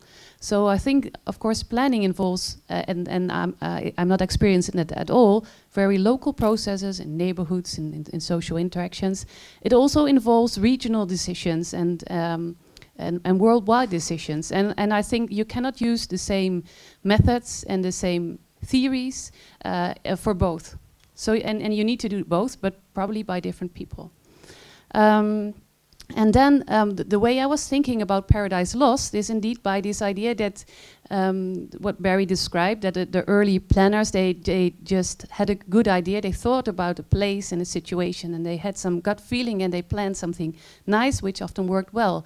And that could partly also be perhaps explained by the fact that the world was much more local. So if you would develop something for a local environment, it also was more impacted by local developments and less had an impact on other parts.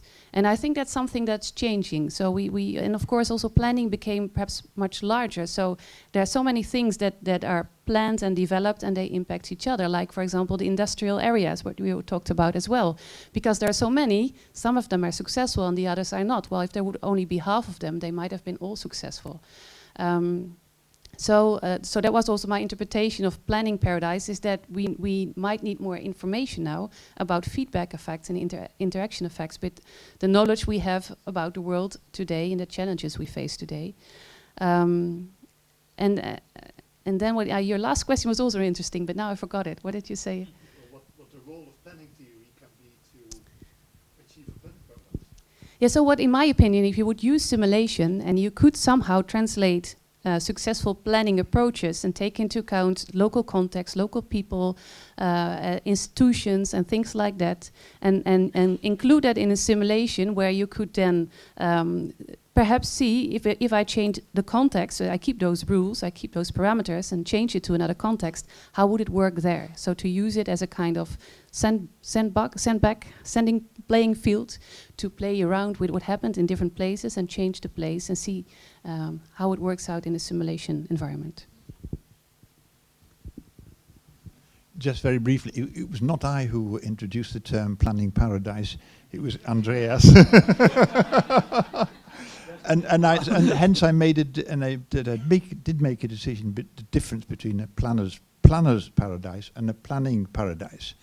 And the Netherlands was a planner's paradise. But then I said a planning paradise is different, and there are all sorts of dimensions that come and make life very much more difficult to try to get a planning paradise. Thank you. Ben Davy recently retired from the University of Dortmund. I would like to also elaborate on this metaphor of paradise. I've been working for the past 25 years in the Ruhr, and the Ruhr certainly is not a planner's paradise. At best, it's purgatory. But you could also use stronger terms for a place like the Ruhr. I would like to come back to how you told us about your time in the hospital, Barry. You said, I was there and there was a problem with my health. And I thought, when you said that, maybe there was a problem with your illness. And when we talk about reliable knowledge, how to solve problems, I think this has to include to think about how do we identify a problem. A physiotherapist thinks about problems of the body quite different than a surgeon. A surgeon is interested in a quick and reliable cut, whereas a physiotherapist has to think about weeks and months and maybe years of recovery and of strengthening a person's body. And the body metaphor, of course, has a long tradition in political philosophy. Jean Baudin already made comparisons between the body and institutions of the state. And in a way, that is the beginning of modern thinking about the state. But in planning, we really have this problem that it's very difficult to identify problems. And this is where I would also like to address Evelyn. You were speaking about the geography of discontent. I would like to ask you, isn't it much more appropriate to speak about the geographies of hate? Because when in 2015 we experienced the influx of many people from Africa. Everybody was talking about the refugee problem or the migrant problem, when in fact, from my perspective, I would say the problem was that there were so many people, the nativists, who simply hated the idea that people with black skin suddenly come to Europe. Thank you. Let's take Andreas' remark first, and then okay. chance to respond. The Paradise Gatekeeper. And if you have a question, raise your hand. I've seen someone waving in the back earlier, so I'll try to keep track. Well, I'm not going to defend Andreas Verudi, currently retired from Delft University of Technology, but I've been to some other universities before. I'm not going to defend my choice of the term Planet's Paradise. That's not what I want to talk about. I just want to help Barry, because he was a little bit at a loss in naming other paradises. Yes? And I've come across recently of a book by somebody whom you know very well, Steve Hamnett, and he wrote about Singapore. And it, in many respects, it reminds me of the idea of a planet's paradise because of the, well, maybe because of the cohesiveness. Yes, it is said to be an authoritarian regime, but it softens considerably. And yes, I mean, cohesiveness is one of the key characteristics that come across. And also, it's a go-go society. I mean, they expand the territory of Singapore by 30%, but simply through land reclamation, yes? And they believe in technology. And so many other things that struck me in this book, which is a reader which Steve put together. Well, I also want to ask a question, apart from sort of giving you assistance in trying to find other examples of planning paradises. My question is really, do you think that you seem to imply as if the Netherlands were still a kind of planner's paradise? I don't think it is. I think the Netherlands have lost it, partly through dismantling the institutions, but partly also because Dutch society has changed, and not always to the better. Yeah. Since I'm a Dutch citizen now, I may say that. Yes. Okay, who wants to start? Yeah, if I just react to the last point of Andreas, I think I agree with you in many respects. But what makes the Netherlands particular, in my opinion, in international comparisons, is there is still, and this is one of the things I cut out of my talk because it was too long, there is still a general consensus that it is good if the physical environment is planned. And you don't find that general consensus in certainly in every country, in many other countries. Now the point from Ben, I skipped over had the definition of a problem, and the comparison with the medical comparison was not a fair comparison. I do give that, but I could shift the medical comparison to a higher degree. The health of the country, the health of the residents of the country. Now, if you try to define that as a problem, if you try to say what is the problem, then you come immediately questions of how are we going to spend our money as a society on which problem? The health of the people. Is it obesity? Is it dementia? Is it diabetes of sorts? And then at that level, you have very interesting moral questions about choosing the problem which our medical service is going to be directed to. The other question, yeah. Yeah, well, I would like to, about the geography of discontent. And it's interesting to say, is it a geography of hate? But I believe it's not the case. It might partly be the case, because indeed immigration and the fear of other people is important in this discontent. But it's also, of course, people have to feel that they're losing jobs. And not necessarily to immigrants, but just jobs that are outsourced to China. The idea that, for example, in England, all the investments go to London and not to the areas outside London, or in the Netherlands, investments go to the Randstad, not to areas outside the Randstad. So a fear of being not taken into account, having not receiving enough attention, and I also think it's something that is relative. So this geography of discontent, you might still say in the Netherlands, people are doing quite well, and also people in rural areas, actually, on an individual level, they are happier. So if you look at happiness levels and health levels, that's much better, much higher in rural areas compared to the cities. And still people feel perhaps a bit more discontent about how the policymakers or the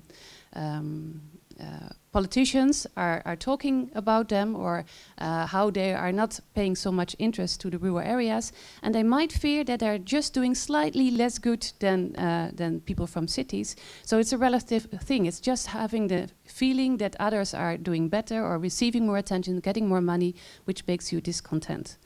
So I don't hope so, but I also don't think so. It's a geography of hate, even though there's something that it's also a small part of it. Okay, then we go to the back first, and then come back here to Jonas. Hello, I am Besmira from the University of Northumbria in Newcastle. I would like to go back a little bit to the discourse of knowledge transferability that was tackled in Barry's presentation, and also from some of the questions, because I think it's an important debate, especially for us as researchers, but I believe also about for practitioners. Barry, during your presentation, you mentioned that planning is not does not operate in a historical and cultural vacuum, and I completely agree with that.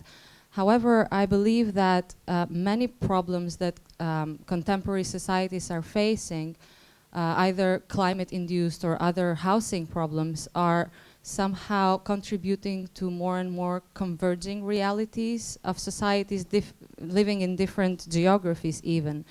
So I think we have reason to believe that, for instance, the Dutch society today has more in common with the German or Swedish or another society elsewhere geographically than what it had with the Dutch society living 100 years ago. So my question is, are we to believe that we now are facing enough challenges that will somehow radically tackle some of the status quo that is very much historically embedded, such as, for instance, the institution of private property or property in general?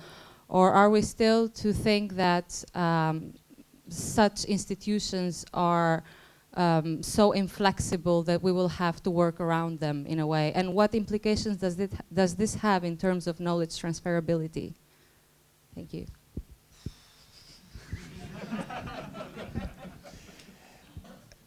It's a very good question, but what I want to emphasize is the details that matter. To give a very detailed example, in the book that Thomas edited, came out recently, I wrote something about compulsory purchase legislation in the Netherlands. Now, the compulsory purchase legislation in the Netherlands is not all that different from in some other countries, but in some crucial details, it's very different. I shan't say in what detail. You can read the book, but the same applies to a lot of planning legislation, and you can talk about convergence, but very often it's the details that matter, and this is one of the good things in my experience about AESOP and about exchanging experiences in depth, which you get the possibility you get if you have a common language, and I think common language has developed or is developing among AESOP members in different countries. Then you can exchange experience in depth, and then you come to you come across some of the details. You talked about property rights, private property rights. I've learned in this country that the emphasis which farmers place on their land rights, which they have private property rights, and in law they are protected more or less the same as in many other European countries. But if you look at how farmers react to their private property rights in the Netherlands, they are different from the way in which they react to private property rights in some other countries. Now, it's that kind of detail which makes me both cautious of the idea of convergence. There's a convergence certainly in terms of the problems that we all face, but there's not a convergence in terms of institutions, and the idea that if you try to do what in one country, try to apply it in your own country, it might stumble upon that some of the details which you can only begin to understand by exchanges between people using a common language, and that's, as I repeat, is one of the great strengths of AESOP. It gives us that opportunity of understanding what the details are and why the details are important. Okay, here was a question by Jonas. Jonas Gijssen van de WUR. I've got a question for you, I think, Barry. I want to follow up on what Andreas just said, that spatial planning is different from what it was 50 years ago, and the national government has delegated lots of its power to provinces, to municipalities. Could you perhaps elaborate a bit on that and explain what has changed and why Andreas said what he said?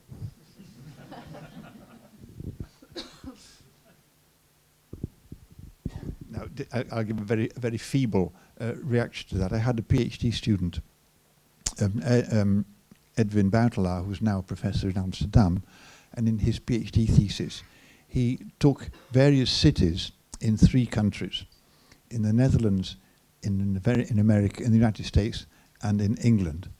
And he investigated how many people work in the planning departments, how many people work per 100,000 residents of the cities.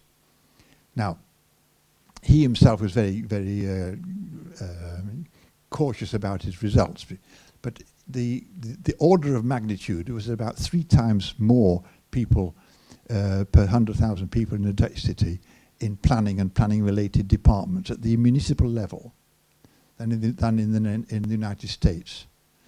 Now, so I'm not talking about the details of the division between national, provincial, and local government. I'm just talking about the attention, including manpower, which is put into spatial and environmental problems in this country. It's very much higher than in many other countries, and it's done with the agreement of the citizens. The citizens expect that in this country, expect that kind of attention. And in some other countries, they don't. I would like to intervene as a moderator quite shortly. There are planning students following planning theory courses, and of Nijmegen, I'm not sure which course, but I know it's on the core of planning, Nijmegen students, Utrecht students, and Wageningen students. This is all about you. That's all about your future profession. So I would like to, I know that many of you have some thoughts right now. I would like to urge you to take the microphone and ask the questions that you have in mind, and not take the experienced, the experienced academics take on the floor, because that is about you. So, more questions. Yes, okay. My name is Joachim van Keulen and I'm from the WUR. And I have a question for Evelien. I wrote it down. Try to. Planning is for the people, for the public of the Netherlands in this case.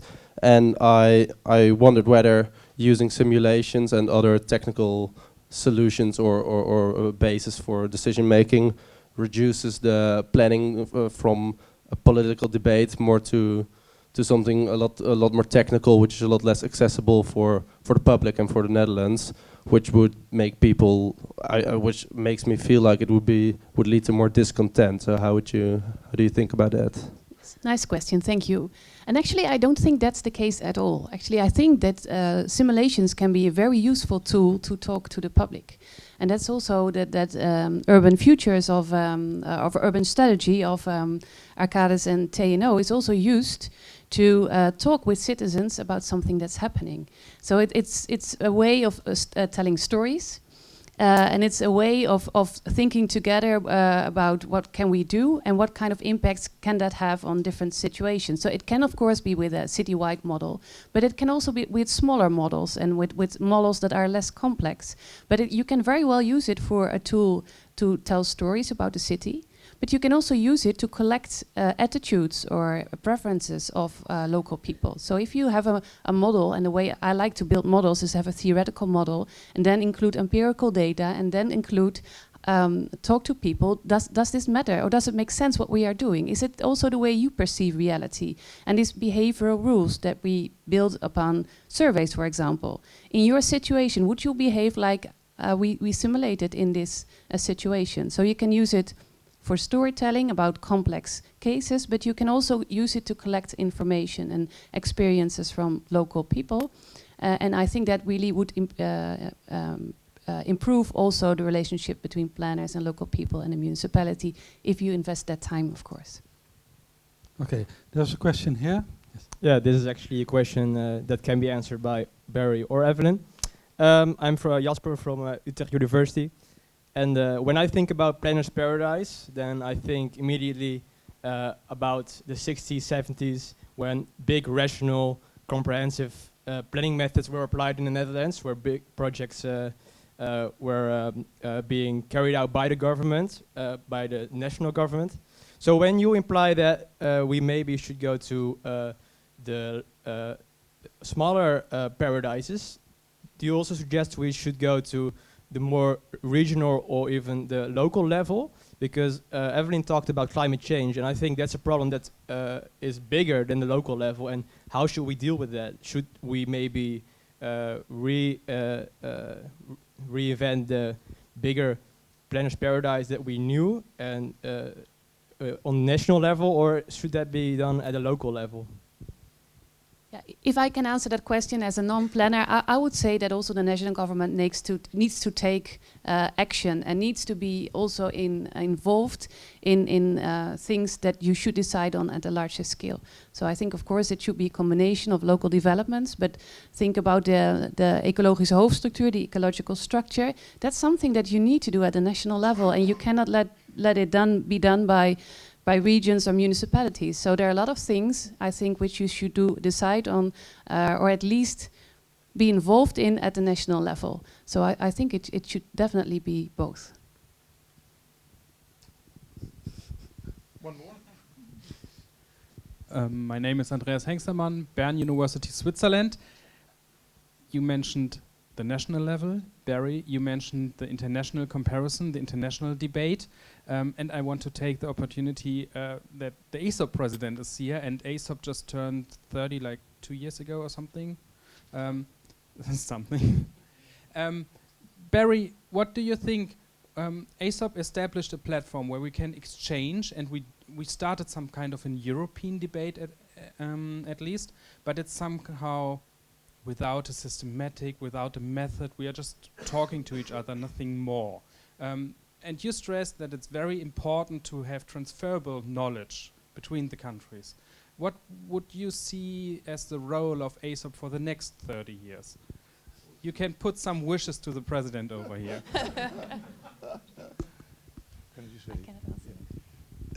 Very, very quickly, it's a very good question. Thank you for.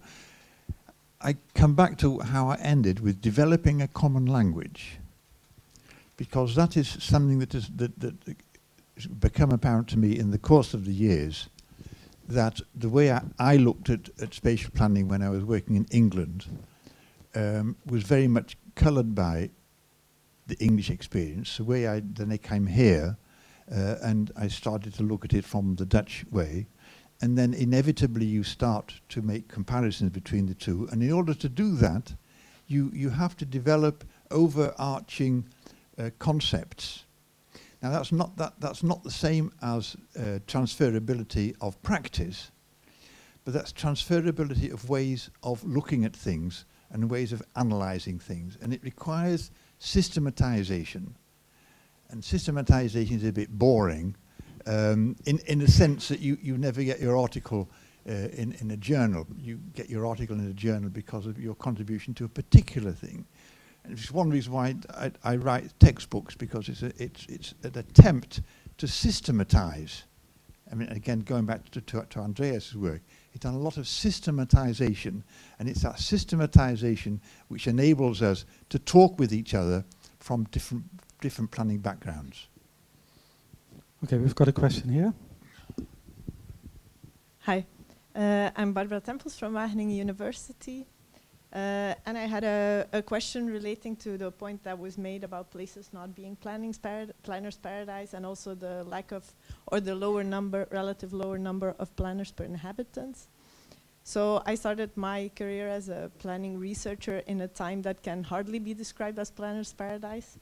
I started in 2010 with a lot of concerns about climate change, sprawl, lack of open space and these kind of issues, and also in a space that, as Germany or the Ruhr area, cannot really be described as planners' paradise, being Flanders, the northern part of Belgium, which is highly urbanized and also has had a strong tradition in a lot of rights for homeowners to do whatever they please, so maybe it's homeowners' paradise in that sense.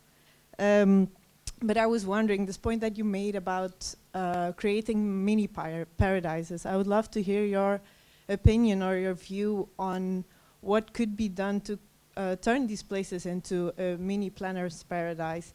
Is it creating more attention or having more attention to planning, a more cultural thing, that planning is important and accepted as an important part of society? Is it a lack of resources, having more planners? Or does it have to do in changes in the challenges that we are facing today, which build, of course, on the legacy of the developmental eras we had before, the decennia of growth, of economic growth that had special implications. So I would love for you to reflect on that. I have a second, probably short one before we then continue. I can't give an short. Thanks. Thank you, Thomas. Barry, look, John Sheehan from the University of Technology, Sydney, Australia. Barry, I did enjoy your talk, but I wanted to pose a question to you, because in places where, Thomas, we were last week, Hungary, you've got a very stable population, possibly reducing. I've been in Japan, there's a very stable population there, and certainly in the inner rural parts of Australia, particularly the southeast, very stable populations. The planners in those three countries are dealing with a completely different scenario. It seems to be this is very much about development and growth. Those three areas, Japan, Hungary and rural New South Wales, are having to deal with a very interesting issue, which is a stable state. And that's a real issue for planners. I'd like your comment on that.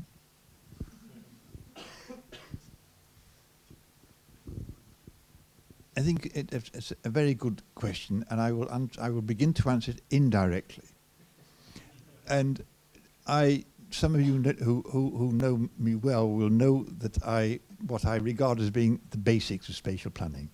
The basics of spatial planning is the granting of building permits. And the granting of building permits is why it is basic to spatial planning, is because it is a way of regulating built development which is hundreds of years old. I don't know about Japan, but certainly in most European cities they regulated building permits in one way or another in the Middle Ages.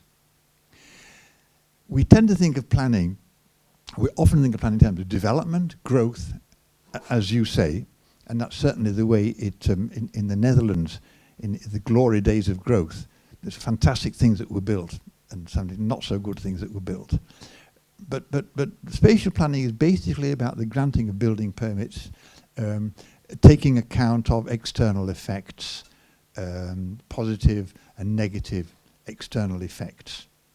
And very often you put those external effects in the form of a spatial plan because it's useful to do that, the geographical external effects.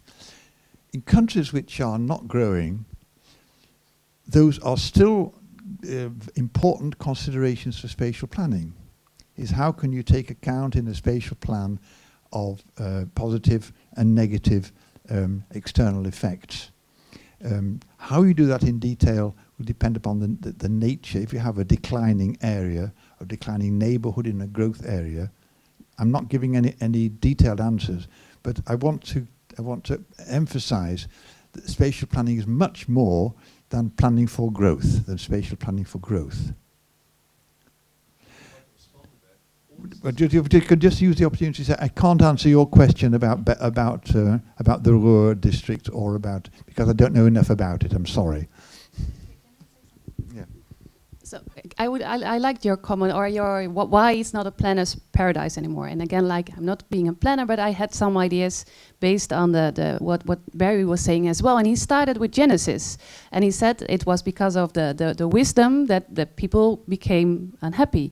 But it was not wisdom in general, it was wisdom about the bad things, about evil. And I think to some extent that might also have happened to planning. So it's not only about the good things anymore, improving things, but we know much more about the negative externalities and negative consequences. So I think that is something that might have lost the paradise for planners. It's a good observation. Good. That is certainly not only a good observation, but it rounds off actually pretty nicely. But before we do that, I would, or we would actually challenge the now often addressed community of AESOP, the Association of European Schools of Planning. And we would like to use the opportunity that the AESOP president is here. We would like to ask Ben to give us some sort of an overall reflection of the lecture that we have seen today. And I would just like to give you the phone. Thank you. But I guess I would like to ask you for the microphone, because the microphones work differently. So this is the power microphone, and that is the microphone for the great unwashed. I'm really grateful to you, Barry, for mentioning so often the Association of European Schools of Planning. Because just like for you, also for me, AESOP has been a home, an intellectual home for a very long time, maybe not as long, of course, as for you, but the importance to have the possibility of exchange with planners from different jurisdictions, with planners from different countries, with planners with different experiences and backgrounds have been invaluable for me, and I would say for everyone who got in touch with AESOP. So one of the founders of AESOP is here with us today. Yeah, Andreas. Thank you for having that stamina and that. Well, thank you. I mean, actually, for history's sake, yes, it was the meeting at Kappenberg, yes, which Klaus Kunzmann convened, and a lot of people were there who are not present in the room. Indeed, I think I'm the only one who is actually present in this room at that meeting. And yes, I did organize the first meeting in Amsterdam in 1987. So that's my role, but I wasn't the founder in any exact sense of the word. I think it was a collaborative effort, or at least this is how Klaus Kunzmann is telling the story. And I'm now really deep in pickles, because if this is streamed, everybody has the for unlimited times the opportunity to observe the AESOP president having very little knowledge of AESOP's history, because I know that Patsy Healy was present, I know that Dieter Bökemann was present, many others, but of course I cannot give you a list now of all the founding members of the meeting. Thank you for potentially supporting me here. Reliable knowledge. I find that is a very, very important aspect for planners in a time that sometimes is called the post-truth society, or the Lügenpresse, the media that is lying. What can we still consider as reliable knowledge? My first AESOP Congress, I think was in Aveiro. And I remember two things from Aveiro. The one is, and I'm not naming the name of that person, but he gave me great advice to use zip disks. And you who are not of my age, don't be sad if you have no idea what zip disks are. They came after the floppy disks, I can tell you that, and after the CDs, and they had a, I don't know, life of about 10 years or so. They were very expensive, and that person helped me understand that I could store much more knowledge on these zip disks, not just 10 megabyte, but I don't know, 50 megabyte or something like that. So this is knowledge that I gained at the Aveiro Congress. It's totally unimportant. It's not knowledge any longer that can be used for anything but the history of data and information management. And another thing that I remember from Aveiro was that I met Rachel Altermann. And Rachel Altermann, and those of you who do not know her, you should. Rachel Altermann, she is a professor from Haifa, from the Techion, the planning department there. She was talking about planning and law.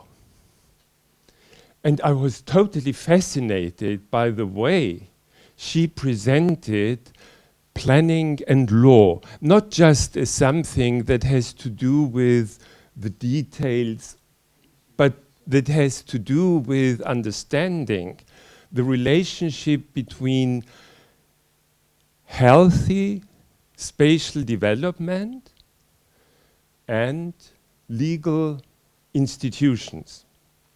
And then I met you, Barry, and I met you, Willem, and I met all these wonderful people that eventually became the community of planning, law and property rights, the International Association of Planning, Law and Property Rights, which grew out of AESOP, the law track of AESOP.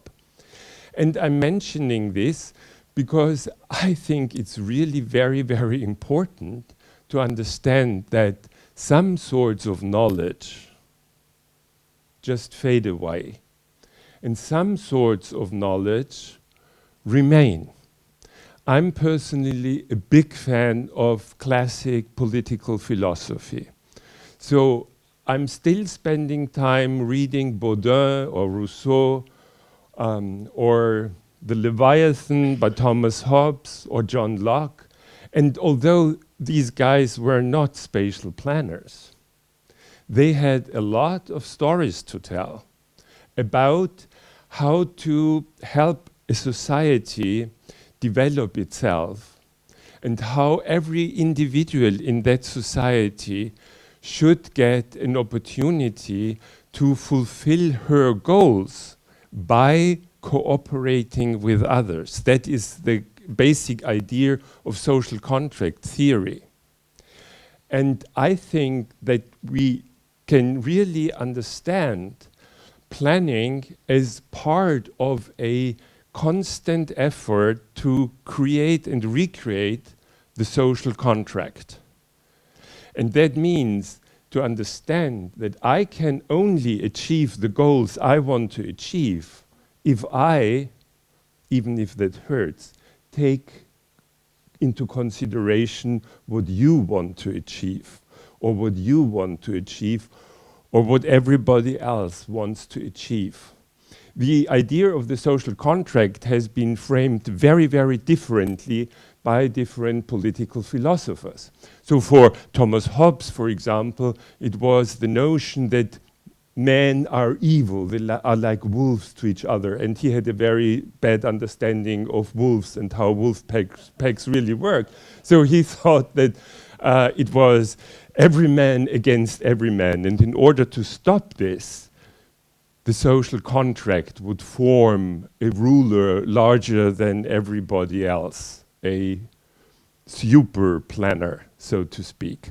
And for Jean-Jacques Rousseau, it was quite differently. In the discourse on inequality, he talked about men being very vulnerable, and nature would be very hostile towards man.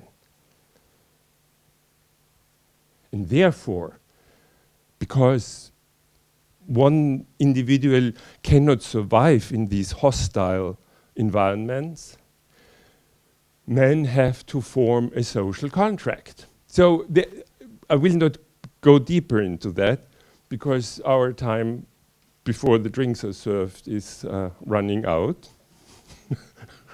But I think that it is really, I feel encouraged today to consider more what exactly is reliable knowledge. And maybe that is just part of the answer, but part of the answer is I will consider reliable knowledge that remains true at least longer than the zip disks. The AESOP lecture series is a great way for carbon-friendly getting-togethers. The discussion that's been going on with the American geographers and other associations has reached AESOP. And there has been in the DISP a wonderful article on the carbon footprint and the sustainability of AESOP congresses as an example of large-scale events. And of course, the distance and the number of flights from Australia, for example. you really get us into something with Greta now, John. And the number of flights taken to attend a congress is, of course, substantial. And the ecological footprint of the last congress in Venice was shockingly enormous. But the AESOP lecture series gives the opportunity of the AESOP community to come together in a more local environment. And I'm very grateful, Thomas, that you organized this event for us. And I'm very, very grateful to you, Barry, and to you, Eveline, for being so inspiring speakers today.